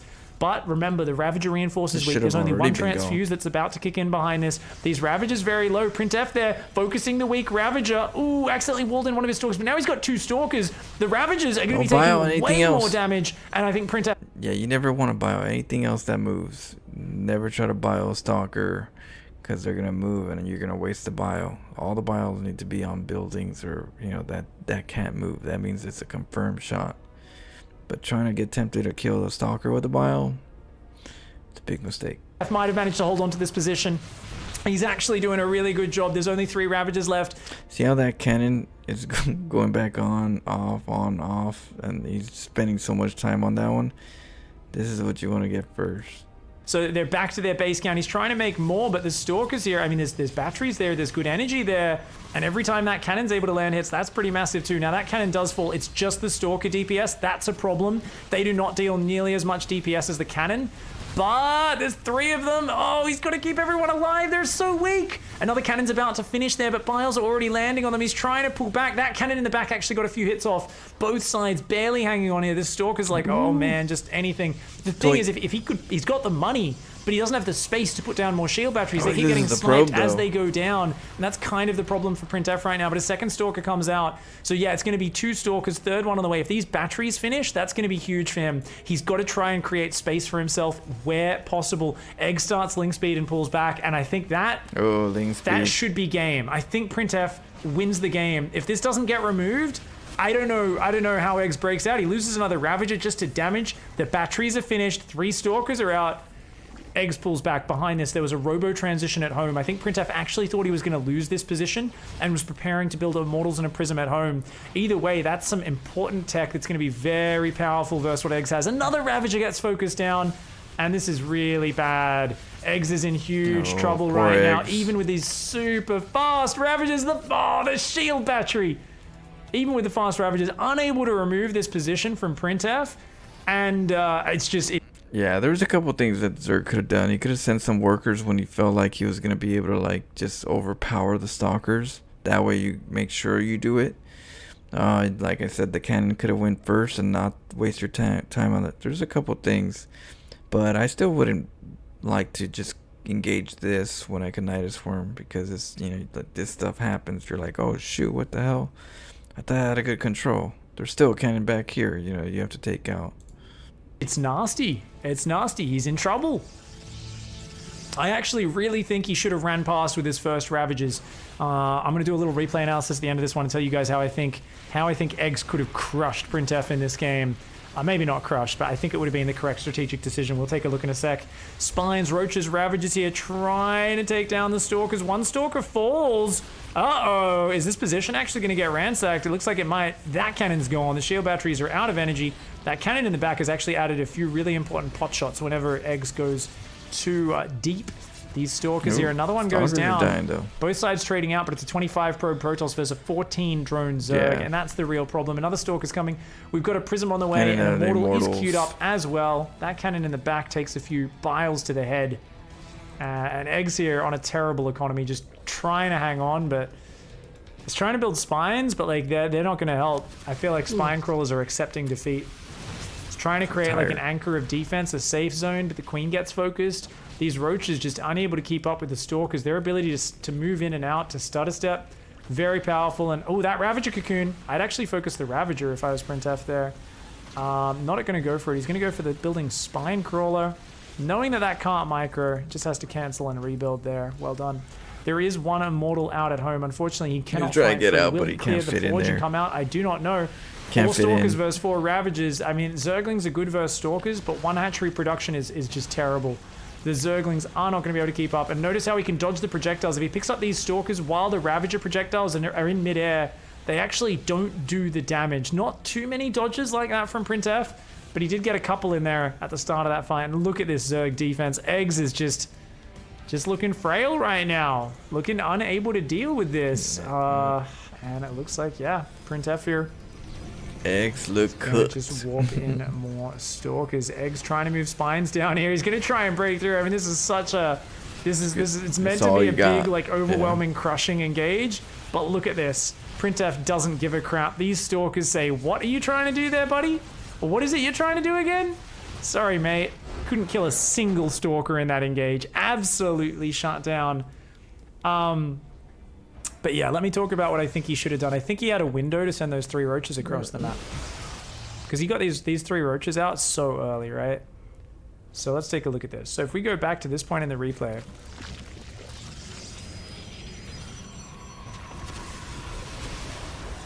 I mean, he's doing damage here, right? He's kind of got to break out. But if he goes across the map, Printf needs to react pretty damn... I think Nidus Worm would have been better, but I also think that the Overlord should have been up there, and he should have reacted to that pylon way earlier, you know. By So if you've already, made it hard as on Eggs at this point, himself. if you got the Overlord here, you run across, and then you at least force Printf to immediately put down cannons. Yeah, you force the Printf to make cannons, and then you force Printf to have to bring some stalkers, recall some stalkers. So it does help if you run right over there and then make a spine at your natural. just so that they don't just freely go inside. You get the spine crawler at the natural and at the main, by the choke, and then you run these over there, and then you got the overlord so that you don't have to worry about losing to the cannon, because you'll get a battery shield and cannon, but then they'll be all right. You will have to break the forge. The forge is going to take a little bit of time to break. The gateway is going to be a little bit hard to break, so you're going to have to break that.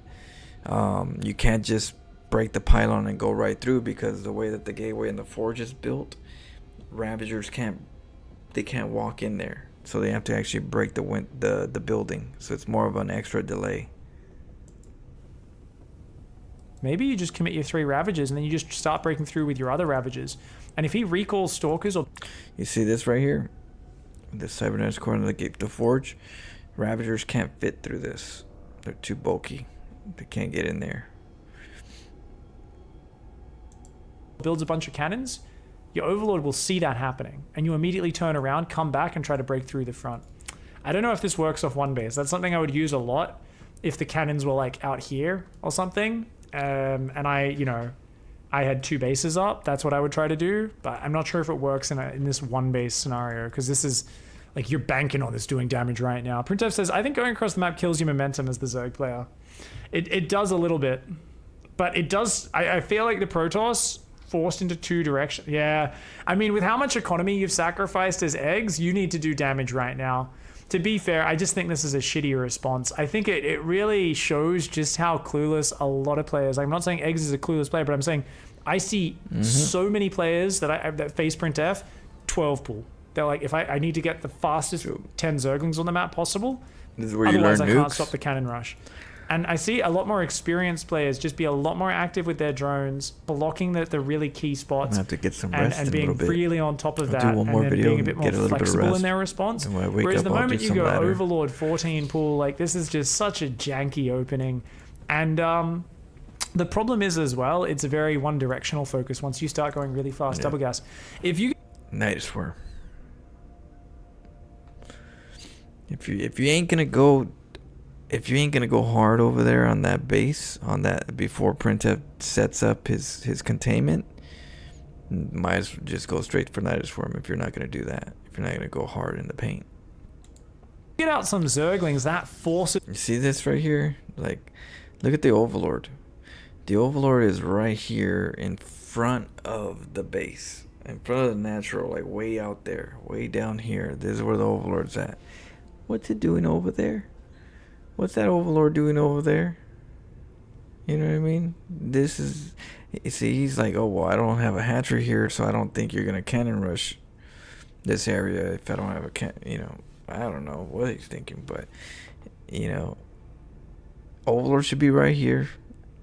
The moment you see that pylon, you send two drones over there just to kind of just say, hey, back off this area.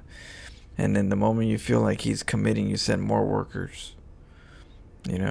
But that's Zerg's problem right here. He didn't have his Overlord right here, so he didn't react well, and everything went downhill. Knight is with Queen and Roach. So usually you get 2 hatcheries at home at your main. Instead of making a hatchery here, right? You make a hatchery inside your main, a second one, and you go for a Night Swarm, and you get queens 2 at a time, and then 1 at a time, depending on when you're getting a layer tech. Because when you get your layer tech, you can't make a queen, but when you get your second hatch up, you can make queens there. And so the queens are to counter the void raid for whatever reason, if there's a void raid, and then the Roach Ravagers will do their job. Even a couple lings here and there to kind of add, but it's gonna be way better, than here. But you go with 2 hatcheries, you make queens, get the Night Swarm, and then bam, hit him hard. Is a response from Printf. I think what a lot of players Flo's not 5'8". What the hell? What do you mean I'm not 5'8"? have when they're getting cannon rush like this, especially at this high level where Printf's very flexible, they don't seem to realize that Printf adjusts based on what I'm definitely 5'8", laying down. he sees. For them, it's like a cannon rush is a cannon rush, and there is just one flavor of Cannon Rush, and it tastes like shit, and they don't like it, and they don't like the cannons killing their Zerg things. But realistically, that's not the case. Print F, if you're coming down here with Zerglings early, has to commit to more wall-offs. If you're coming down here with a whole bunch of drones already, he's got to spend so much more money just walling off the cannons. He can't start probing behind it and getting the gas down just yet. You delay everything else out, and it's often within the reactions that you actually can gain an advantage. So you've got to learn to understand the interactions, the reactions, what you can do to force something, how you can force him to over-respond in one way, and then you can go another way. And I think the moment you do something like this, you're basically saying, I'm not going to interact with my opponent. I'm just going to rush for the fastest. Yeah, there's no interaction. It's a bad scout. The Overlord's in a bad spot. Can't see much. Can't react. Yeah. And then when he wants to react, it's too late. But that's because he underestimated the timing, which is fine. You know, when you... Eggs probably learned a lot from this game, and he was able to go, if I look at my replay and I did everything... If I think I did everything fast, he can get this much at this time. I gotta make sure I have an extra amount of lings or an extra, and see if he can squeeze up a couple more units if he looked at his replay right.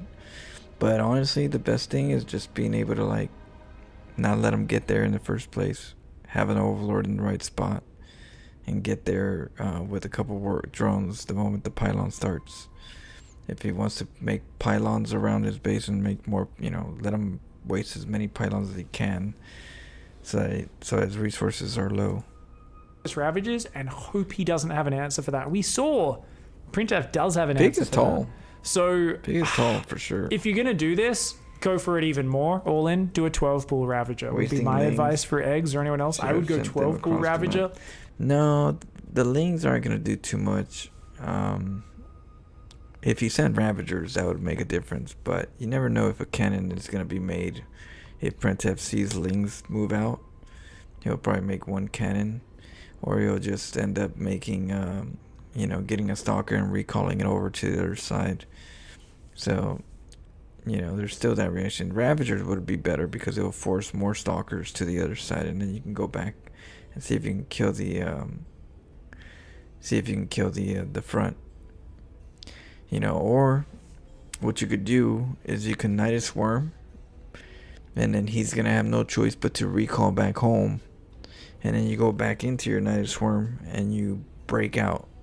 You go back home and then you break out because he's not going to be able to recall back to his defense. He's going to be back home because he had a recall to try to defend the base. So you can do stuff like that too. You can do a fake out Nidus Swarm, cause a recall reaction, and then come back home and break it. And I would be trying to hit and break this down even faster. That being said, I just feel like it's so much more interesting actually trying to interact with one of these builds, blocking the probes, trying to surround them, figuring out where the dangerous spots are, using patrol paths, changing your focus fire, and really being flexible and adjustable. I think until players, as soon as you just go for this, you're just saying, I hope you don't know how to respond to what. Yeah, Printf. Yeah, I saw that one. Sperio, we saw that one like a couple days ago, where he was playing like I lost to Cannon Rush 7 times or something like that. I'm doing, but if you go down there with Zerglings, you fight with drones, you force layers of actions to go on, it becomes a much more interesting game, and it becomes a lot more skill based as well. The moment you kind of throw your hands in the air and you try to go one base Ravager or 12 pool, you're just saying, I'm not good enough to fight this, and you're kind of putting yourself in a position where you're never going to get better against it as well, because you're trying to jump ahead and have the counter before it's even needed. And Printf, he cuts corners when he sees you doing that. He understands all the... Yeah, he can cut corners if you think, and it helps him if you're trying to like not do any harass. You got to make him spend resources. And how to do it. So, GG, well played. I will do one more, and then I probably got to get a little rest first before I killed King Robert.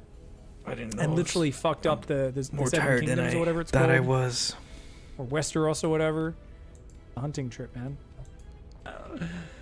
30 to 50 wild boars. All right, guys, let's go. It's time for yet another Jimmy episode Bob of the King of Cannons. the man himself down here in the bottom right-hand side in the blue, representing Quasar Gamers, it is Printf. Yeah. Up here in the top left, his Protoss opponent, it's Jimmy. I know Tax got. You're talking to the Sir Never Mermaid. trust a man with two first names, they say. I may not be up in the higher ranks at the moment, but I know the layers. You know, I explore a lot more than these higher level players. I explore a lot more. I'm street smart. As a player, I'm street smart. A lot of these higher level players are book smart. There's a big difference between street smart and book smart. Book smart are really good at memorizing and doing what they are told. And street smart is someone that can, you know, get through all kinds of obstacles in creative ways, because you learn how to like live in the real world, not in a box. So that's the one thing, is a lot of these players are book smart. So you look at a higher ranking, you're like, oh no, that guy's good. Might be good, but might be basic good. Might not be like creative good, you know. And that's why when people ask me like, what's my MMR, it's like, I can't, you know. If I tell you my MMR, you're gonna put me in this next to a person that's book smart when I'm a street smart. The MMR doesn't really apply the same. Especially since I'm not like always grinding. It's more about what I know versus what he knows, and I know a lot. What up, Ditzika? Why have you got two first names? Are you trying to hide something? Jimmy Bob. His middle is probably like Jimmy Bob Dennis Dave. That's like his middle name and his last name is Dennis and Dave. He just Jimmy finished Bob playing? Dennis Dave, and he's like, yeah. I'm like, could you not make up your mind? Like, your parents drunk? I'm He's like, tired. yeah, they were really drunk on moonshine when they named me. Printf's gonna come up, puts a threatening cannon. He can potentially cage a cannon there, and I believe can also maybe reach one cannon there with a little wall off in front of it. He's threatening. Yeah, one probe is not very good at the bottom. If somebody's got a pylon right there, well, for one, if you're red and you're being very conservative like that, might as well send the probe up. Might as well send the probe all the way to your opponent's base. Just pylon scout. If you pylon scout, you'll confirm that you're gonna get cannon rushed. Because right here, red is like halfway in. He's halfway in. He's just got his toes in the water. That's about it. If he would have went pylon scout, he would have confirmed it's a forge. And if he confirmed it was a forge, he would be able to send more workers over here, because he needs more than just one right here. You know, with this right here, Printf could decide to make a cannon right here or right here. What's that one probe gonna do? It's not gonna be able to take that cannon out. By the time he reacts, Printf will make a wall or a gateway, create a wall. So you can't put your foot just in, put your toes in the water and that's it. Might as well just go over to get an early scout, confirm it's a forge, and then you could react. But this passive reaction, ain't gonna cut it. He's got a second probe on the way across the map. Remember, guys, Printf, many times 6k MMR, top 16 GM player on the NA ladder. Cannon rushes every game, even when his opponents know it's coming. And here in PvP, stops at 16 probes, 2 probes in the opponent's base. Jimmy Bob, you gotta pull more than this. Jimmy Bob! Yeah, and make sure you kill. You're attacking with some workers. You're attacking these. You always want to send some workers to attack the pylon, because you gotta have some units right here. You can't just have the pylon right there by itself and not have anybody guarding it. And when you do attack it, you want to have the worker here and here when you're attacking the pylon, so that he can't wiggle in here. Underestimating it. That cannon has quite a bit of surface area. He could actually get 2 or 3 probes in there and stop Too that conservative. getting up. Remember I was talking about that last time? Jimmy Bob. These players are like good players, but they're really like, they don't like to cut corners and pull workers because it's all about the minerals. Yeah, this player is like learning the hard way. Well, lets the cannon go up. He's going to go for the recess defense. So what he's going to do for the recess put 3 workers to attack the pylon, put them in a good position so you don't get pocket. And the moment the probe comes, for whatever reason, boom, just, you know, be alert that he's going to try to like wall himself in. Defense, which sounds like a weird catchphrase. He's going to try and get shield batteries here, going to try and get stalkers out. And since that cannon's not really in range of anything, if you can get, oh, I mean, this Cybercore's too late though. That Cybercore is so late. If you can get rid of these probes and stop more cannons going down, that'll be huge. Oh, this probe needs to survive. Look at this. This probe's going to try and lure these probes. A lot of probes starting to go down. That's 3 of them. Oh, yeah, that was nice. Pylon right here, keep them out. At least that'll stop the bleeding. Nice wall off by Jimmy Bob. A lovely maneuver. And he builds the Zealot as well. So he can now say, look, you're trapped out of my base. I just need to get stalkers out and I'll be fine. Needs to get workers back on gas mining desperately though. Somehow has no money right now. Now, being that Printf is killing that pylon, you want to make sure that you get batteries right here. Get a couple batteries. You got the gateways. You got stalkers. Well, in this case, you got a Zealot. But you definitely need a battery right here because that pylon's not going to last. It's not going to last forever. And because it's not going to last forever, once that pylon gets done, he's going to come in here and make cannons, which he's going to have enough resources from the weight. And if you don't have enough stalkers to deal with the cannons, because you can't send the probes by itself because of the cannon right here in the back, you're done. You need a battery right here where the stalker can deal with 2 cannons, maybe even 3 cannons eventually. You know, of course you'll get more stalkers along the way, but yeah. So I think this is Red's downfall. That pylon's gonna get taken out. Pro's gonna come in, finish off the cannons, and then bam, you're dead. I think he's actually screwed up a little bit by not building more probes. But if you got a battery shield, the second gateway I don't think was necessary in this scenario. Oh man, it's going to be hard for him to defend this.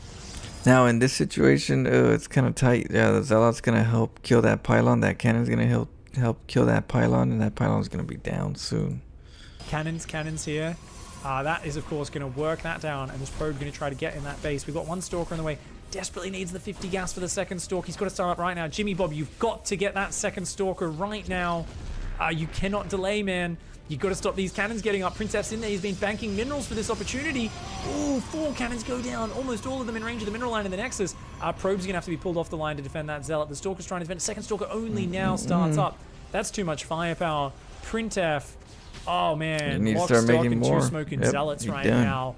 And this right here is it's a panicky Jimmy Bob, man. He's like, ah! Yeah. Oh no, is he actually? No. You're gonna lose the pylon. No. He doesn't even get out the second stalker, as if he wasn't already dead enough. That shield battery drained of energy. And Printf there with a textbook cannon rush. For those of you who don't know, by the way, if you're struggling against cannon rushes, you hate me glorifying this.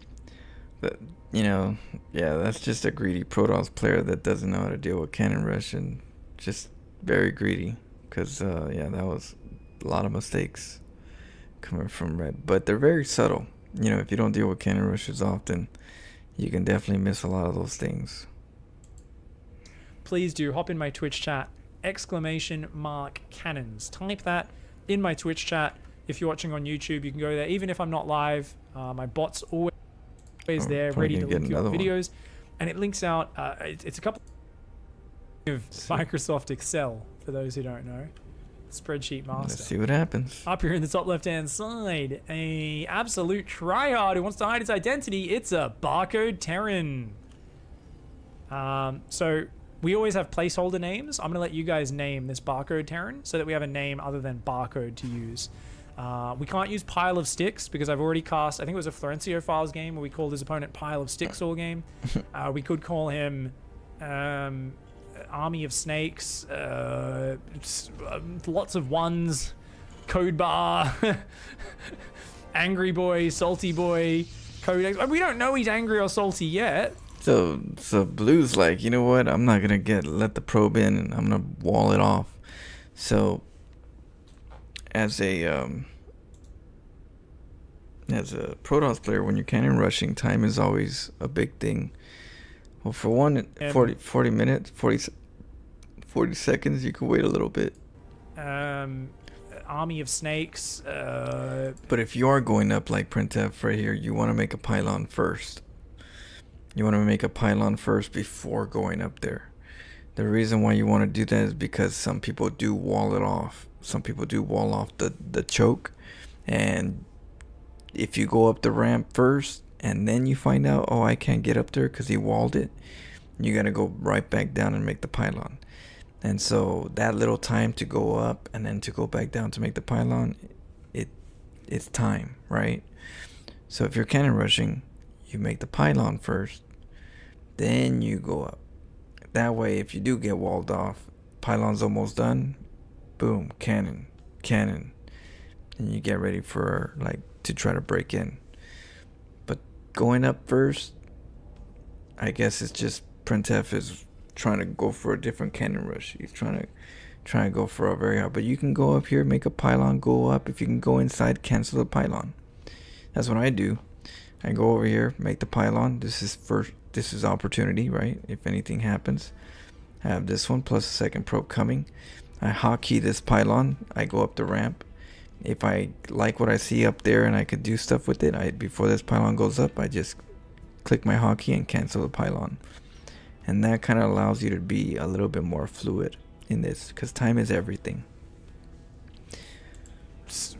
Lots of ones, code bar, angry boy, salty boy, codex. We don't know he's angry or salty yet. Bamboo Forest. All right, Bamboo Forest. Hat Under Bread comes up with the best Bamboo name Forest. there. Hat Under Bread, you legend. You legend. I like it. All right, we're going to see a pylon here. His opponent, knowing he's up against Printf, is trying to blind counter this by walling him out and going for 2 barracks. So this is so funny. What Printf could do right here is what you want to do if you have the luxury of doing it, depending on the SAV, is to try to kill that SAV as much as you can to delay the barracks. Sometimes you get lucky and the SAV has to be over here and you nibble it. 2 pros are better than 1 right there.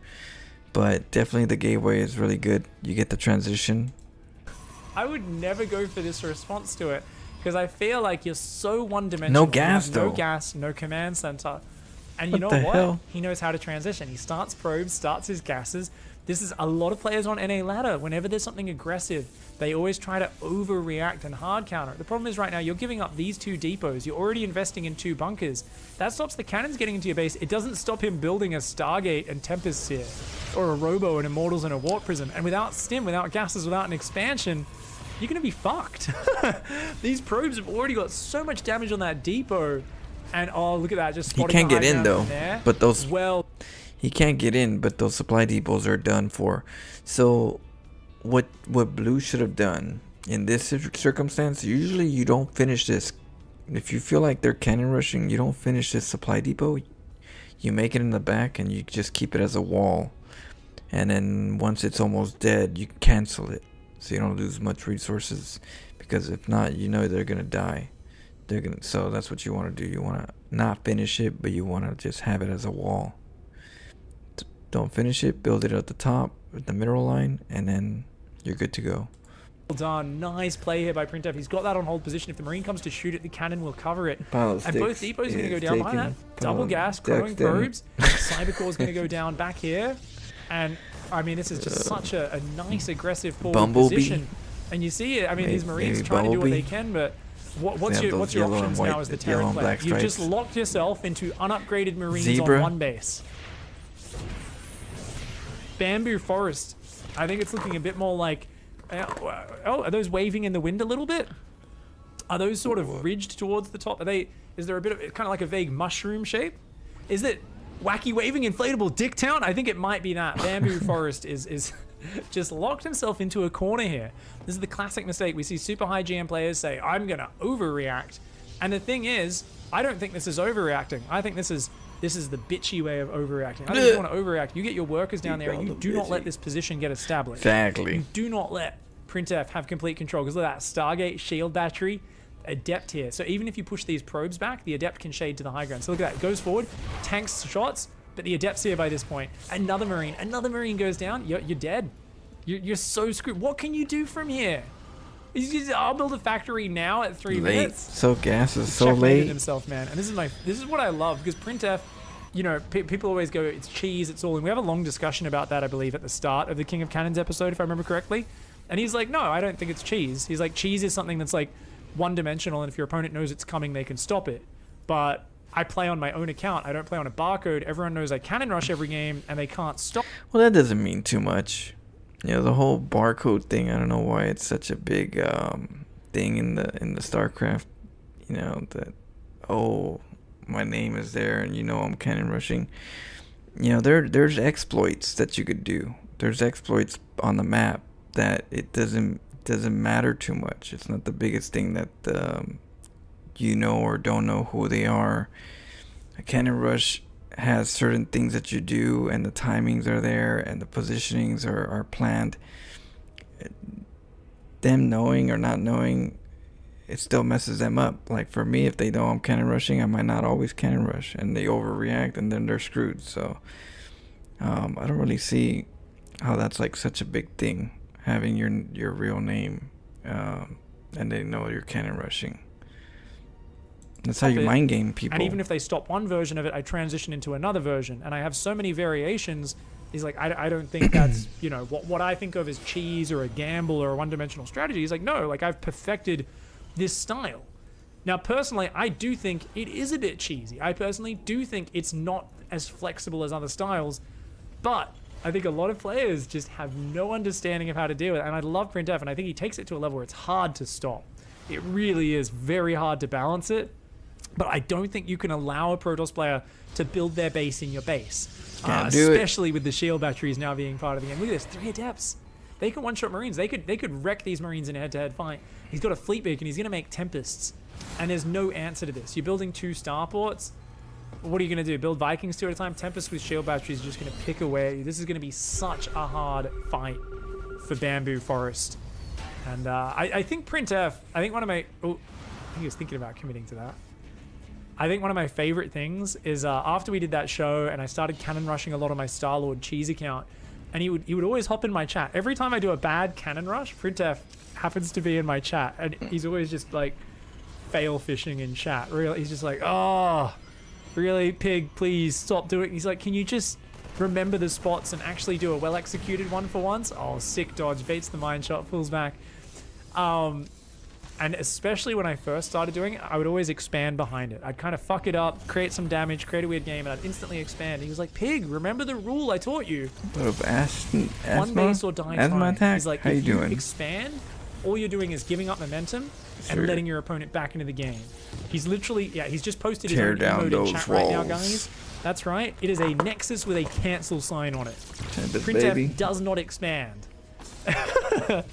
He always feels like he wants to create a situation where he can then leverage tech to finish the game off. Like, he actually has an emote on his stream of a Nexus with a friggin' cancelled sign on it. It's amazing. And look at this. He's picking off the SCVs so nicely right now. He's saving energy on the Oracle because there's no threat. But now as the Vikings come forward, he's going to need to get out of there real quick.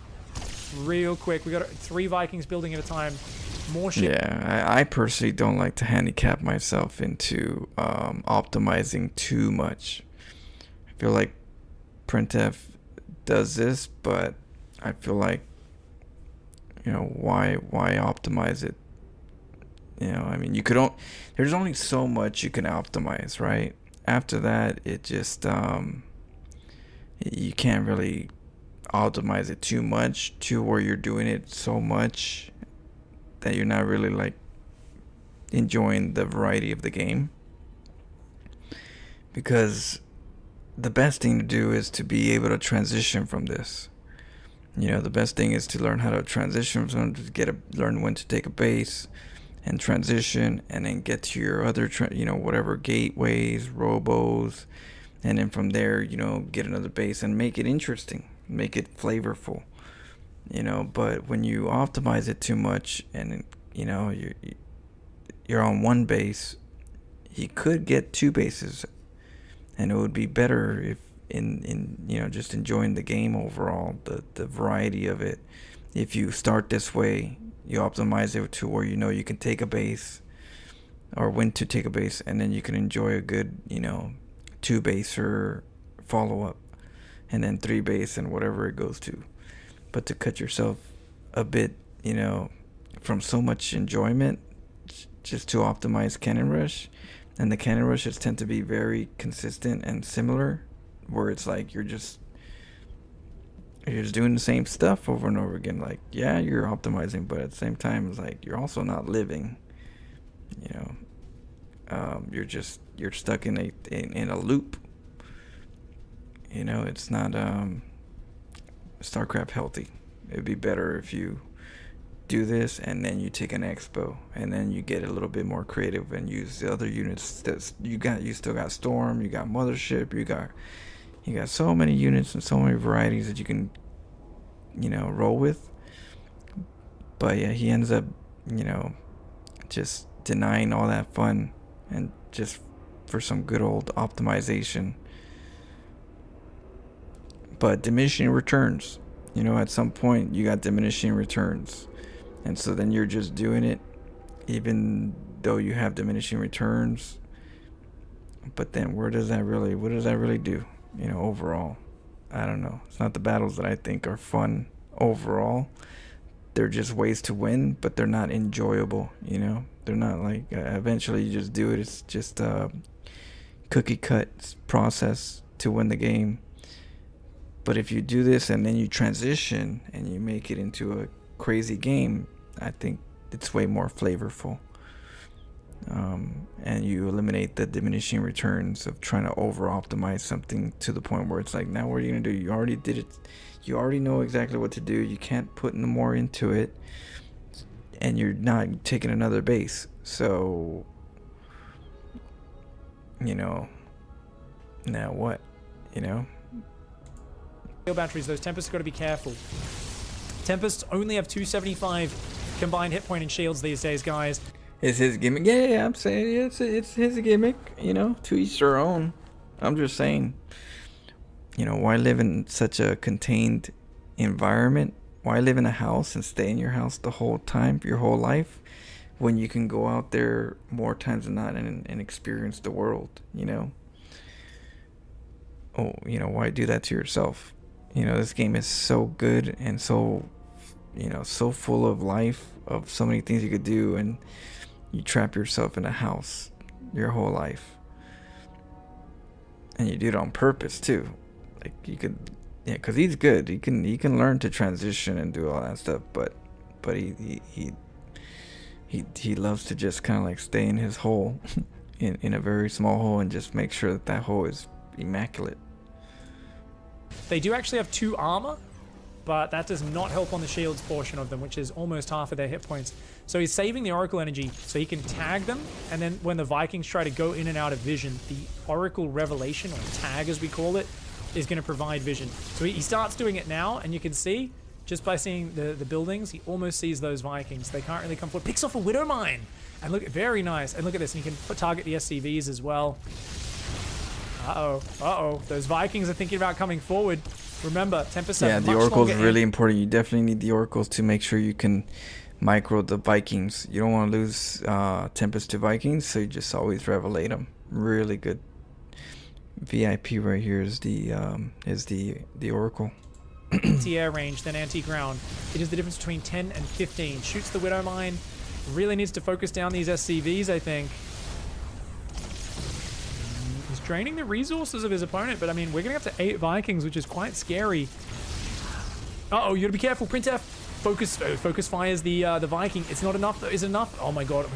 He's got cannons there. We sacrificed his Oracle to not lose the Tempest. Kind of don't want to lose the Oracle, but we've got 4 Tempests, all of them still alive, and a 5th one on the way. 5 Adepts here as well. Remember, even if the Viking area is won, if all the Marines go down, the Adepts will just start catch the Tempest, but they're revelated. This is a really hard position. Bamboo That's Forest what you need. is actually you need an Oracle. being so patient, has repaired for such a long time, is doing this about as well as you could hope for. See how they're way back there, but you can still catch them? Man, I feel like even it should have probably sent the early Vikings to go hit the other side of the map. If you go land 2 Vikings in your opponent's base, I think you've got a better... Now, you could use an Adept.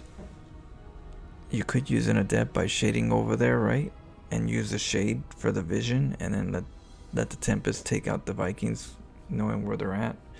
You just have to make sure you can cancel the adept shade, time it really good. But you could use an adept to shade up there and get that extra little, vision to kill the Viking. I still like the Oracle. The Vikings gonna go forward. Can they get it? One shot. Oh, gets the low hit point one. Gets another two. You see how they die so quickly with enough. So you need the revelation to make sure that you don't get sniped like that, or else they will snipe you. But if you got revelation, you can pick them off little by little.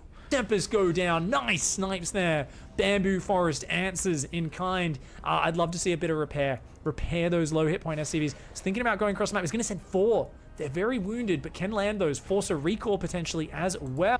Well, he would have way more fun, I think, Crow Cop. I think he would have way more fun than, to do that, because I feel like for some reason Printef is trying to prove something when you shouldn't need to prove anything. Like you try to overprove something, you're diminishing the returns of your enjoyment to StarCraft, because you're trying to prove something, and you're constantly trying to prove that you're like one of the best cannon rushers, but then you're like denying so much good enjoyment of like the game, which I don't think you need to. I don't think there's, I think the game is so fun that why put yourself in that kind of situation where you just do your Groundhog's Day. You're doing Groundhog's Day where you're doing the same thing over and over and over and over until you get it really, really tight, but it's so like small of a window, and it's so repeated that it's not that I don't know, at some point when you do something that's over and over and you win, it's not fun. It becomes repetitive, and I don't like to be repetitive. I always like to change it up because it's more fun that way. Yeah, you can't optimize as good everything, but you get to be good at a variety of things until you get there. If you play enough, you'll eventually be able to optimize a lot of stuff. But I mean, there's only so much wiggle room you can adjust to these plays without being, just redundant. So I think he'll have way more fun if he actually transitioned and didn't put himself into one base or die trying, because I think in some games when you're a cheeser, it's important to do one base all in. And I always say I'm all in until I'm not all in, right? I'm all in until I see the opportunity where I have the leverage to be able to take an expo. Until that time, I'm all in. Like Printef, die, one base or die trying. But then there is that point where you go, you know what? I was all in because I have to, but now because of what happened, I'm not technically needing to be all in. I have leverage, so then I could take a base.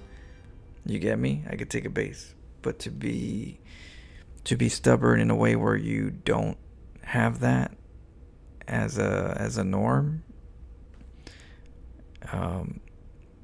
yeah, it's better to be all in until you're not all in. And that's way better than to do one base or die trying, because then what are we trying to prove overall? Who are we trying to prove that you could do one base all ins, and win? It's like, it would be nice if you did it in many different ways, but if you're only doing it in a minuscule amount of ways, then you're only proving a little bit, but not really like a fun like exploits. Good morning. Like when you're taking advantage of exploits, it's only fun there's only so much fun that you could do without saying, well, yeah, but batteries and stuff, you can't break it, and so I don't know. I think he'll have way more fun being able to just not have his one base or die trying. It should just be you're all in until you're not all in. That's what I do. I'm all in until I'm not all in. you gotta find a way to like break off that initial intro and then play some StarCraft. Well, I think those adepts should dive, to be honest. We I got actually you. would love Hey, to see these Freaky adepts dive Koala. already.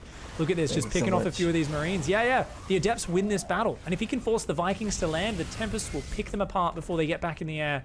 And this is nice. I mean, he's got to hit now because he's got no defense at home. There is literally nothing at home. Printf needs to go. The Marine count getting absolutely starting to- wrecked. There's starting only to 3 get Marines you here. He's got to pull those into Tempests your, back, though. That's everything. Those sensitive Tempests are spot. what gives him superiority in this Trying- position. that's Picks cool. off. Oh, okay, yeah, forces the Vikings to land. This is what I was talking about, guys. Starting to Even though the feel- Vikings do good damage, the Tempests come back in. They start picking off these Vikings. The Adepts trying to evade them. 4 of them get behind the mineral line. Tempest's very exposed right now. Back at home, Vikings murdering the Vikings. Printf's economy. He's going to recall those Adepts to try and counter that. Is it enough? I actually think There's some people I maybe see those play Vikings horror could take games this out. and They've they're done some just good like, damage. He says, look, I forced you to go home. We're going to come back and rejoin with my army. like, damn, He's going to that's pick off cold. these 2 You're Adepts cold. as well. 4 Tempests versus 11 Vikings. The problem is, of course, that there's nothing supporting these Vikings, and the Adepts are creating... like once you get to this position, right? Like, this isn't the funnest thing. Like if you do it over and over again, this isn't the funnest thing to do, you know. And this isn't the way I would like to say I'm really good at this game. By far, this is the last thing I want to do over and over again, say I'm good at this game. You know, I want to say I'm good at this game by having variety, by being able to be doing all kinds of different situations and different setups. But to exploit the game with batteries and cannons and Tempest, it's fun, but I you know, I wouldn't say I'm a good player because of it, because they're just exploiting you know, the math. So much threat. The Tempest's causing problems once more. Printf here, he's picking away. He's just got to pick away. He's trying to click on these Vikings. Gets the Widow Mine there. And look at that. Yeah, the Vikings land. The Tempest come forward. Oh, that Ooh, Viking that was a dodged that the was shots a by good lifting dodge. off. Because it became an air unit before the shots connected. The anti-air attack of the Tempest actually did no damage. I didn't even know that could happen. I assumed the shot would still connect. But interesting little interaction I did not know about. A few Tempests go down. The Tempest count's getting low, guys. Only Yeah, 3 those Tempests. That's Vikings need only to 6 repair. Vikings. Oh, man. That's Yeah. only 6 Vikings. Shield batteries doing wondrous Yeah. work. Cannons get a couple of shots off. Ooh. And 2 Tempests, 8 Adepts. I mean, those Adepts just need to come over here. Those 4 Adepts still there. These Adepts come in. Once again, picking off the SCVs, and this is it. Bamboo Forest is in trouble right now, and is, I think, just might throw himself into the cannons at this point. Yeah, you know you're pretty screwed at this point. The cannons just do too much damage, man. Look at that. He's like, yeah, I'll get you. Will he get it? Does get the Tempest, but loses every Viking for it.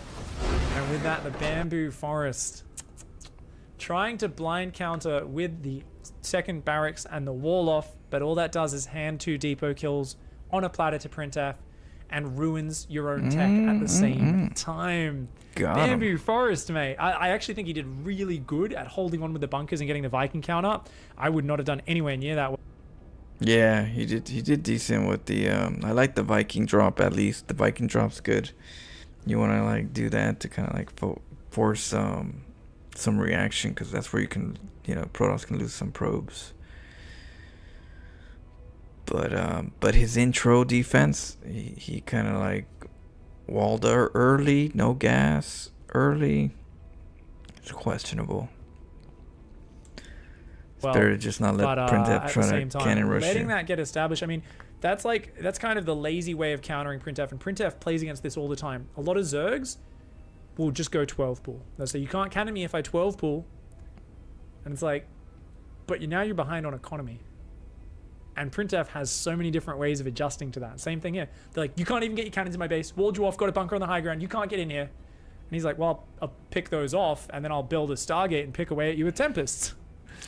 Yeah, and that's usually what you have to do versus Terran. You can't always, depending on the map, you can't always expect to just cannon rush into his base and then kill him. So the most optimal thing you can do with cannon rush would be get that front natural positioned and then just keep the Terran from taking a base and having that front choke leverage. So once you get that, you're in good shape overall in the cannons part. You can transition. You don't really need to get inside the Terran's base. Strategy without interacting, you try to just go, no, you can't do your thing. No, don't even give it a... Which if Terran was gonna react, right? Why not have an SCV on the other side of the map? And if you see the cannon rush go down, you make your factory or you make the barracks, and then get a Reaper over there, get a couple Reapers to the other side, you know, or you get a factory, you land it on on his side, make some Hellions, and then run over there and just start killing probes. I would say the Reaper is usually a more conservative way because it's quicker. You can get the Reapers over there, but why not send an SCV out anyways, just in case they're cannon rushing? I have an SCV out there. That's what I do. I always have an SCV out in the map. Whenever they're cannon rushing me, boom, pop up that barracks. I make a Reaper at home from the first barracks, then I lift it, and the Reaper goes over there, and it meets up with the other Reaper, and then I have 2 Reapers going to his base, nibbling on the probes. So it looks like the Corsair's wearing. It looks like that Zealot's wearing the Corsair hat. Look at that. Look at it right here. That's cool. That's a Corsair. Looks like sails. A sails hat. Chance, and you don't do anything that relies on you actually blocking There's a them pile of physically decks with any sort of execution or skill. Usually it's a sign you're taking the easy way out. I'm always surprised, and well, I'm sure some people do. It's just we just don't see enough of his games to see what the overall reactions are. But you're talking about the first 5 minutes of the games, 10 minutes at, you know, most cases. There's only so much in that kind of dance that you could do as a Terran player without having to react to what the cannon rush is going on. Like, Terrans only have so many options, but yeah, I'm surprised that there's not a lot of drops. The lazy way out. I do like the Viking drop though. And you at should least it's really something. instead focus on actually blocking what's going on. Let's do one more. This one's called Alright. Channeling My Inner Sewer Mermaid. It's against Dolan. It's a PvT. I don't know Dolan. what that means, but Dolan's a really good Terran, guys, and he does sometimes rage as well. I think it's Dolan that people say BM's quite a bit. It doesn't BM to me, but I think I've heard people say, like, oh, Dolan's like massive dick or something. Is it Dolan? I only now realize that printf is probably referring to the meme printf in chat instead of the C program function. I don't know. I mean, you could be right. I never asked them. I never asked printf. But you would think it could be both. It could be program based, or it could be that. You know, we'd have to ask. I know Quasar is a, you know, I don't know if there's another term, but I know Quasar as in space, galaxy, far, far away, very far, far, far, far, far away galaxy. Quasars.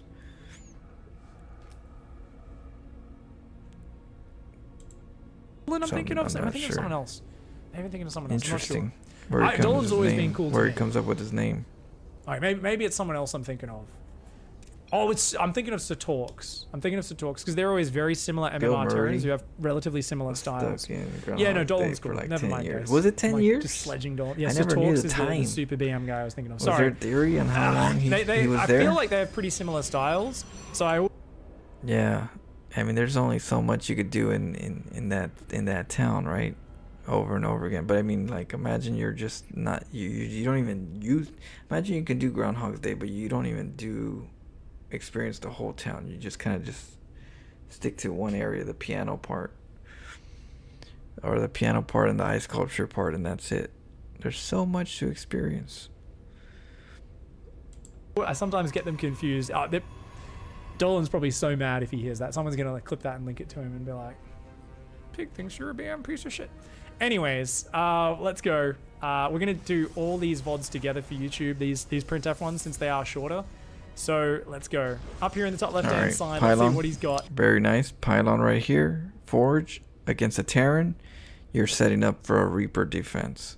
So that pylon can make a cannon right here and a cannon right here if need be, so we can deal with the Reaper. Now the Reaper, sometimes the cannons don't go up right away, so you can go in there and nibble. That's why I like to get 2 Reapers, because when somebody's cannon rushing, they're looking to see what comes out of that barracks, and if a Reaper comes out of the barracks, then they'll react. They'll be like, oh shoot, Reaper's coming out, I gotta get my cannon.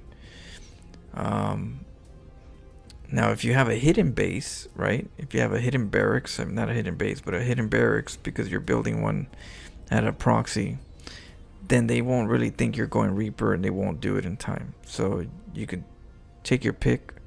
If you like to get two Reapers and then show that you're getting Reaper, which will make them cannon, or you get 1 Reaper and you surprise them. It's, you know, it's risk reward, because some people make the cannons anyways. Some people will make the cannons while they're doing that just to be safe. They've probably been Reapered Channeling too his much. inner sewer mermaid. It's printf. Of course, guys, remember printf is usually playing at a no shade on sewer Florencio, mermaid. but he is playing at about 1,000 MMR higher than Florencio usually. So this Yeah. Well, I was up there too. I was cannon rushing up in the 5300 MMR. So I don't worry about the MMR rankings. I mean, some of these guys are not the smartest players, you know, in the game. They could be high ranked, but when it comes to cannon rushing, they're very ignorant. So, you know, I'm not losing any sleep wondering if I could cannon rush these guys. Of course I can cannon rush these guys.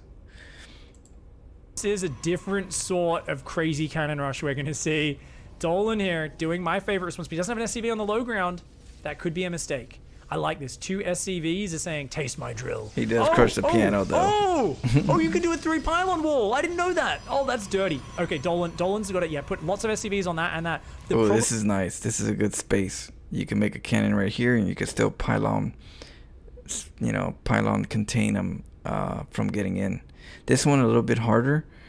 So maybe this cannon can go here, and then the pylon here, so that you can eliminate surface area, and then one right here. Because that one right there is going to go down. What you could do though is you can make a cannon right here too, and then make a gateway right here. This part right here, you can try to make a gateway. So we'll see what he does. problem is, if you look at this space, a cannon can fit there, pylon there. But this will You don't want to put you could put a cannon right here and then a pylon in front of it, and that'll kind of eliminate some surface area. You just don't want to have the cannon right here and have it so spacious, because he gets in, he's gonna just try to like surround it right away. But yeah, maybe even a cannon right here and a pylon right above it. go down quick enough, you'll kill the cannon before it finishes. So I don't think this can work. If Dolan puts a few SCVs on that pylon as well, especially, I'd love to see one more. Here, right here, we can get a pylon right here, and we can take care of this part. A pylon right here.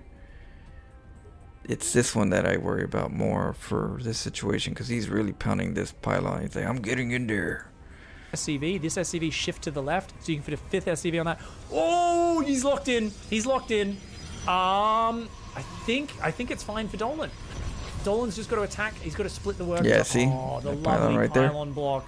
Told And you. only 2 SCVs can get it. I can't believe it. And then the pylon above. See? Pylon above. Pylon right here. Exactly. Oh, that's beautiful.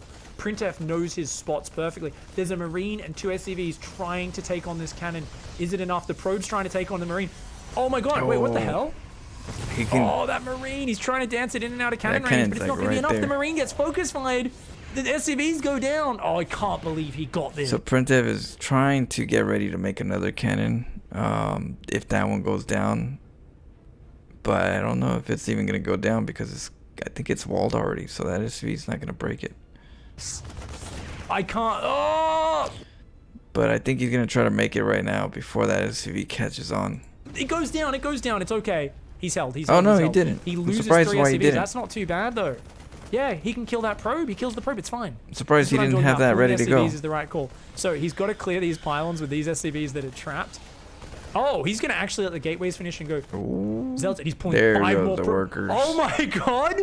Printef is really going true Florencio. He's been inspired by the sewer mermaid, and he's going to bring some of that filthy secondary probe pull gateways inside your dirty. opponent's main here to this level of play. Oh my god, the Marine's got to be pulled back. Oh, Dolan, he loses a Marine. The other Marine. Oh my god, no, Dolan cannot believe what's happening right now. That Marine cannot go down. If that It's Marine going goes down. down, he is in Dicktown. Second Marine pops out. It should be able to finish that. Zealot does end up going down. The pylon's does down, depower though. these gateways. We've got a bunch more probes in here. There's 2 Marines out. There is no way this can work for Printef.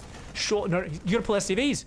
You gotta pull SCVs. Oh my god, he lets him get the block up again. Oh, he No. got the pylons. Is he actually? You can't make He this did it. work.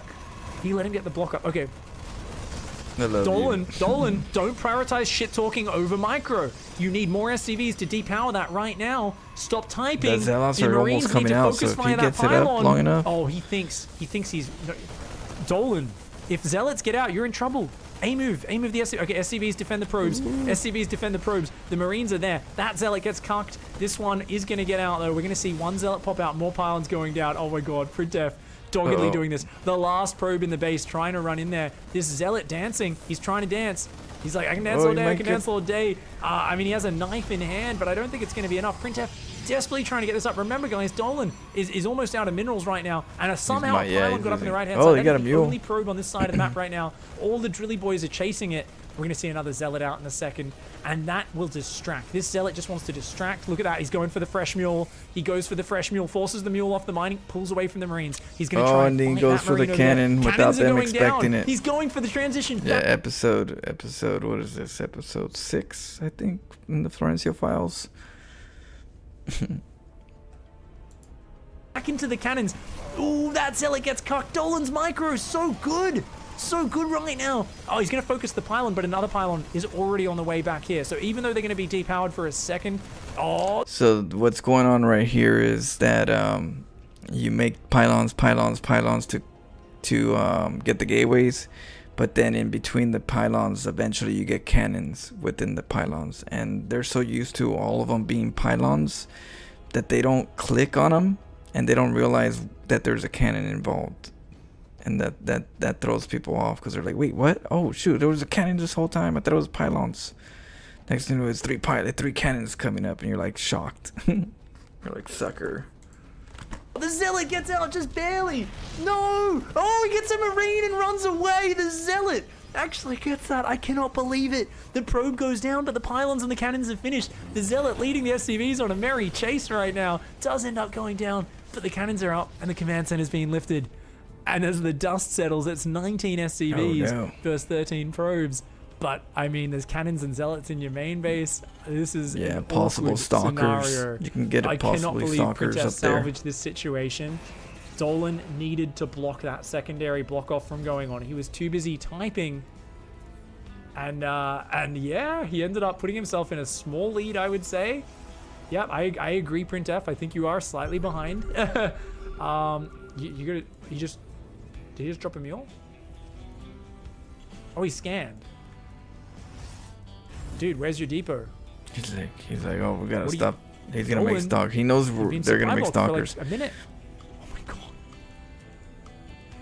Dolan, why have we got 2 bunkers here? He doesn't realize there's nothing being built out of that. Well, he saw the stalk. He scanned the main base, and he saw that the cybernetics core just finished. So he knows that the timing, the stalker's coming up soon. He's like, shoot, cybernetic core just went up. He's gonna make the stalker out of that gateway. I'm gonna have to make sure I defend from the stalker. Oh, Dolan, he could have gone down and got rid of that gateway. Maybe even been in range of that pile. Is he gonna lose an SCV? Oh my god. Printef is just building a Zealot and a Stalker, and he's going to be so annoying with these units. A Stalker there can deny your mineral line. So Dolan feels like he needs to fight for this. And he does, but he does because of that ramp. Only he 4 unupgraded defend. Marines. He's lost so much mining time. I mean, the only other thing you could do, it gets tricky, but you can get the bunker here, you can get the Marines inside, and you would have to have a building floating. If you have a building floating, you can get the high ground, and the stalkers won't try to nibble your SCVs. You know, but it's only for a little bit of time until you get a tank out, and you can put your tank here, and you know it'll help you a little bit. But yeah, oh no, this bunker. Another SCV. Good micro so far. The Stalker picks off a red hit point Marine. Is it going to stop the bunker? It will. Takes a few extra Marine shots, but worth it. That SCV count is now below 20 probes of Dolan. Printef continuing to build Stalkers up here. No probes up here, so he cannot move shield batteries forward or anything like that. But he can just pick away pretty much forever. So good micro by Printef, doing a bit of target fire. For those who don't know, if you actually target an exact Marine, your Stalker will actually shoot faster than if you attack move. If you attack move, there's a small delay where it has to kind of track and select the unit. It's a fraction of a second, but it does make a difference. When you're starter stepping backwards against something like Marines or Roaches, your Stalkers are much more effective if you target individual Roaches with them rather than attack moving. Not always possible, but definitely something you can get a bonus out of. And He needs high ground vision. Of course, the guy who's created the... He needs high ground vision. That's the reason why you need a barracks or something out here, because Printef knows obviously that the vision cuts off here. And if it cuts off right here, as long as you stay over here, you can nibble on this area. Minute Micro series knows all about that. And Dolan's in trouble now, man. He's trying to build a Reaper, a factory. I think the Reaper might even be a mistake. We've got more Stalkers building up here. 3 Stalkers. He's going to try and make a 4. So he's going to try and bust. Right now, Printef has a lot of money. Parting in Korean ladder. But because he's so focused on the micro, oh look at that, picks off the SCVs. The Marines are going to have to pop out from vision. I didn't know it was parting until like if you pop out of that bunker, the second game. You. Oh no, Printef! His viewers came to my channel telling me behind this Robo 2 more gateways going down. So it looks like you're playing probably parting. just a Warp Prism and a ton of Stalkers. Maybe an Immortal, maybe a Disruptor could be good. Dolan's in trouble right now. Yeah, he's got to dance in and out to spot that high ground, man. And we need more Marines in this bunker. This bunker's not as important. Parting he needs more Marines sometimes in that bunker. Came to my channel this is too. The big mistake. Yeah, Dolan realizing this. He called me. Is now going to put more. Called Marines me in the Nexus head guy. That Reaper's just going to poke in and out for vision. Just needs to not get shot. That Reaper needs to survive. Oh, Nexus head guy. Oh no! He loses the bunker. Oh my God! The Reaper goes down. Oh, Dolan's so tilted. Dolan is so tilted, guys. He's building a tank, but it's way too late now. I mean, So, he's losing half of his mineral mining. Wanna and Printef has got ask him about me? Just saturated tell mineral line him of 4th, 5th. That's actually a 5th gateway. I guess what do you think about the Nexus head guy? A 4th gateway. 4 gateways in a rowboat. Warp Prism starts up right there. And, oh man, this is just some nice moves from Printef. Being an absolute douchebag. I love it. Gets rid of the bunker. He's going to get rid of the depot. A few SCVs are out here. Oh man, he's gonna have to like siege a tank in the mineral line, and then how does he ever get high ground vision? He's got a Viking on the way, but Dolan's there goes in the trouble, tank. dude. I guess that's a good tank position there. Actually, I guess floating barracks can spot the high ground, so not a bad move. Got to bring the barracks to safety though. Although Stalkers will take it down. He's got to repair that. He's actually got to keep that alive. You don't want to waste a barracks in this low economy situation, so we'll have to repair that at some point. Meanwhile, Warp Prism coming across the map here. It's just Stalkers still, guys. Vision. There's no other units. Warp gates are done. I mean, I'd love to see Disruptors to siege this down when your opponent's pinned back like this. He's going to go Twilight Council, maybe for Blink, maybe for Charge. A few Zealots, he might just... Oh, I guess you just bust. Drop Zealots on the tank and just charge with Stalkers, right? I think those Zealots go in that Warp Prism. Yeah, the Zealots are going to go to the tank, and the Stalkers are going to go through the choke. Yeah, you know you want to. He's going to land you it wanna right do it, on baby. top of the... Yeah. Oh, there's 2 tanks, Stands. though. That could be a problem. Ooh. Couple shots on that. Oh no, the Viking goes down, and with it, The high Dolan's ground. high ground vision. Dolan pinned back here. He's building bunkers there. I think he needs that barracks floating. He needs high ground vision. Oh my God, he's trying to mass bunkers in his mineral line. Like, this is a desperate Terran base right now. He's going to go do a Stalker drop around the north and start picking off add-ons, is Printef. Meanwhile, Zealots here charge Supply on the block way too. back home. Oh, He's it's bad boosting for it. him. Oh man, goodbye Stim. He's gonna have to repair very quickly. Does get the repair off, but I mean he's blocked by his own bunkers here. Unupgraded Marines, SCVs coming forward. Printef just getting so many juicy kills, and you can see it in the units lost tab as he just picks off units over and over again. Tanks finally do get some shots, but you know what? He's almost ready for the next attack, guys. It's gonna be a wave of charge lots warped in there, and he's just gonna charge into this base. I'd love to see Zealots on this side, actually. Yeah.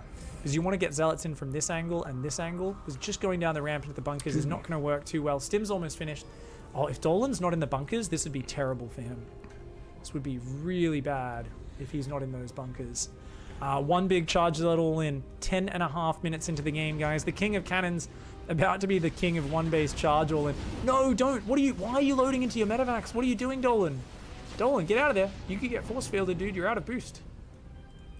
I think Dolan's getting a little bit finicky with his fingers right now. I don't think you want anything sitting in medevacs right now, buddy. He has no idea what's happening on the other side of the map. Oh no, he moves across just as the all-in's coming in. It's Printf, he doesn't expand.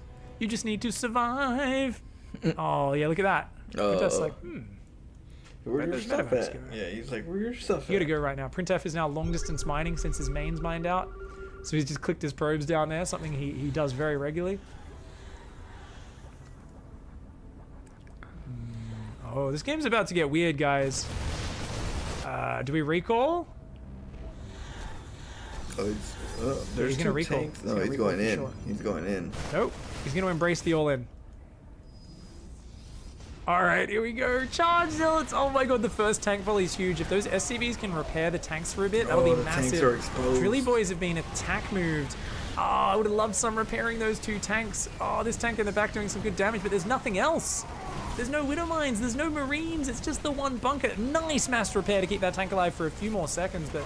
Nice hold position. It just looks like, I think there might just be too much Protoss. I don't tanks know. were Oh, in the a double drop is going to checkmate him on the other side of the very map. open This bunker space. desperately trying to hang on. Just a few Zealots and Stalkers, but those Marines all stimmed very low. The Marauder goes down as well. Combat Shields finishes just after every Marine dies. Isn't that just the way it always goes? And in fact, I think it might have even been denied. It did a fraction of a second from finishing. It does get denied. Now, we've got one Lift Stalker. up. I think this is a draw, guys. I'm pretty certain that this is a draw. There's no probes on You the got map. orbitals. There is only one Stalker. Dolan simply needs to find dead space. And I believe you can hide a barracks there without it getting shot from a Stalker. At most, you have 2 Stalkers as Printf. Dolan just has to lift off the buildings. And actually, Dolan might We even got be able to medevacs. get the frontal Medevacs can do right? really good. Okay, I think Dolan's actually got this. I can't believe it, man. Printf just took a bit too long to finish him off. I actually think there might have been a window He's just gonna going in with the drop it prism, down, get a mule warping, down, and around a repair. Zealots or two, and just going with slow Zealots. I think he took a bit too long to transition. I don't think it's possible for Printf to win this game now. We've got 4 Zealots and a Stalker. And, I mean, there's a prism. He would need to do the sickest prism. Like, remember, they don't have shields, guys. Yeah, look at that. Printf's got to run. He's got to run. He's got to run. Charge. Charge, charge. You to go. You to go, I think. No? He's got to wait for the sim. No! Printf, he ran through the slow field. Oh, no. Good game, good game. Alright, I gotta get a little rest. I'll come back and we'll play some ladder. But, I gotta get some recovery first. I was more sleepier than I thought.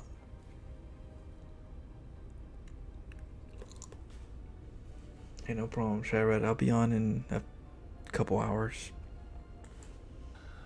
Yeah. Thanks, Shyrad. Alright, I'll see you guys soon.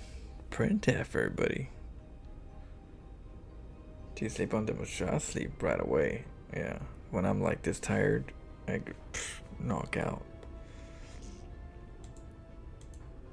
If I can't sleep on demand, I stream. So I'll stream until I'm tired as hell and then can knock out quick. That way I don't have to worry about like staying up and just trying to sleep but can't sleep. It's hard. Alright, I'll see you guys in the morning.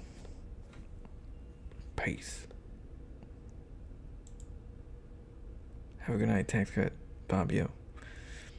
We got Asthma, OMG's Quazilla, Shadow, Shyrad, Paper Jawa, Tizica, Proxy Echoes. Alright, I'll see you guys soon.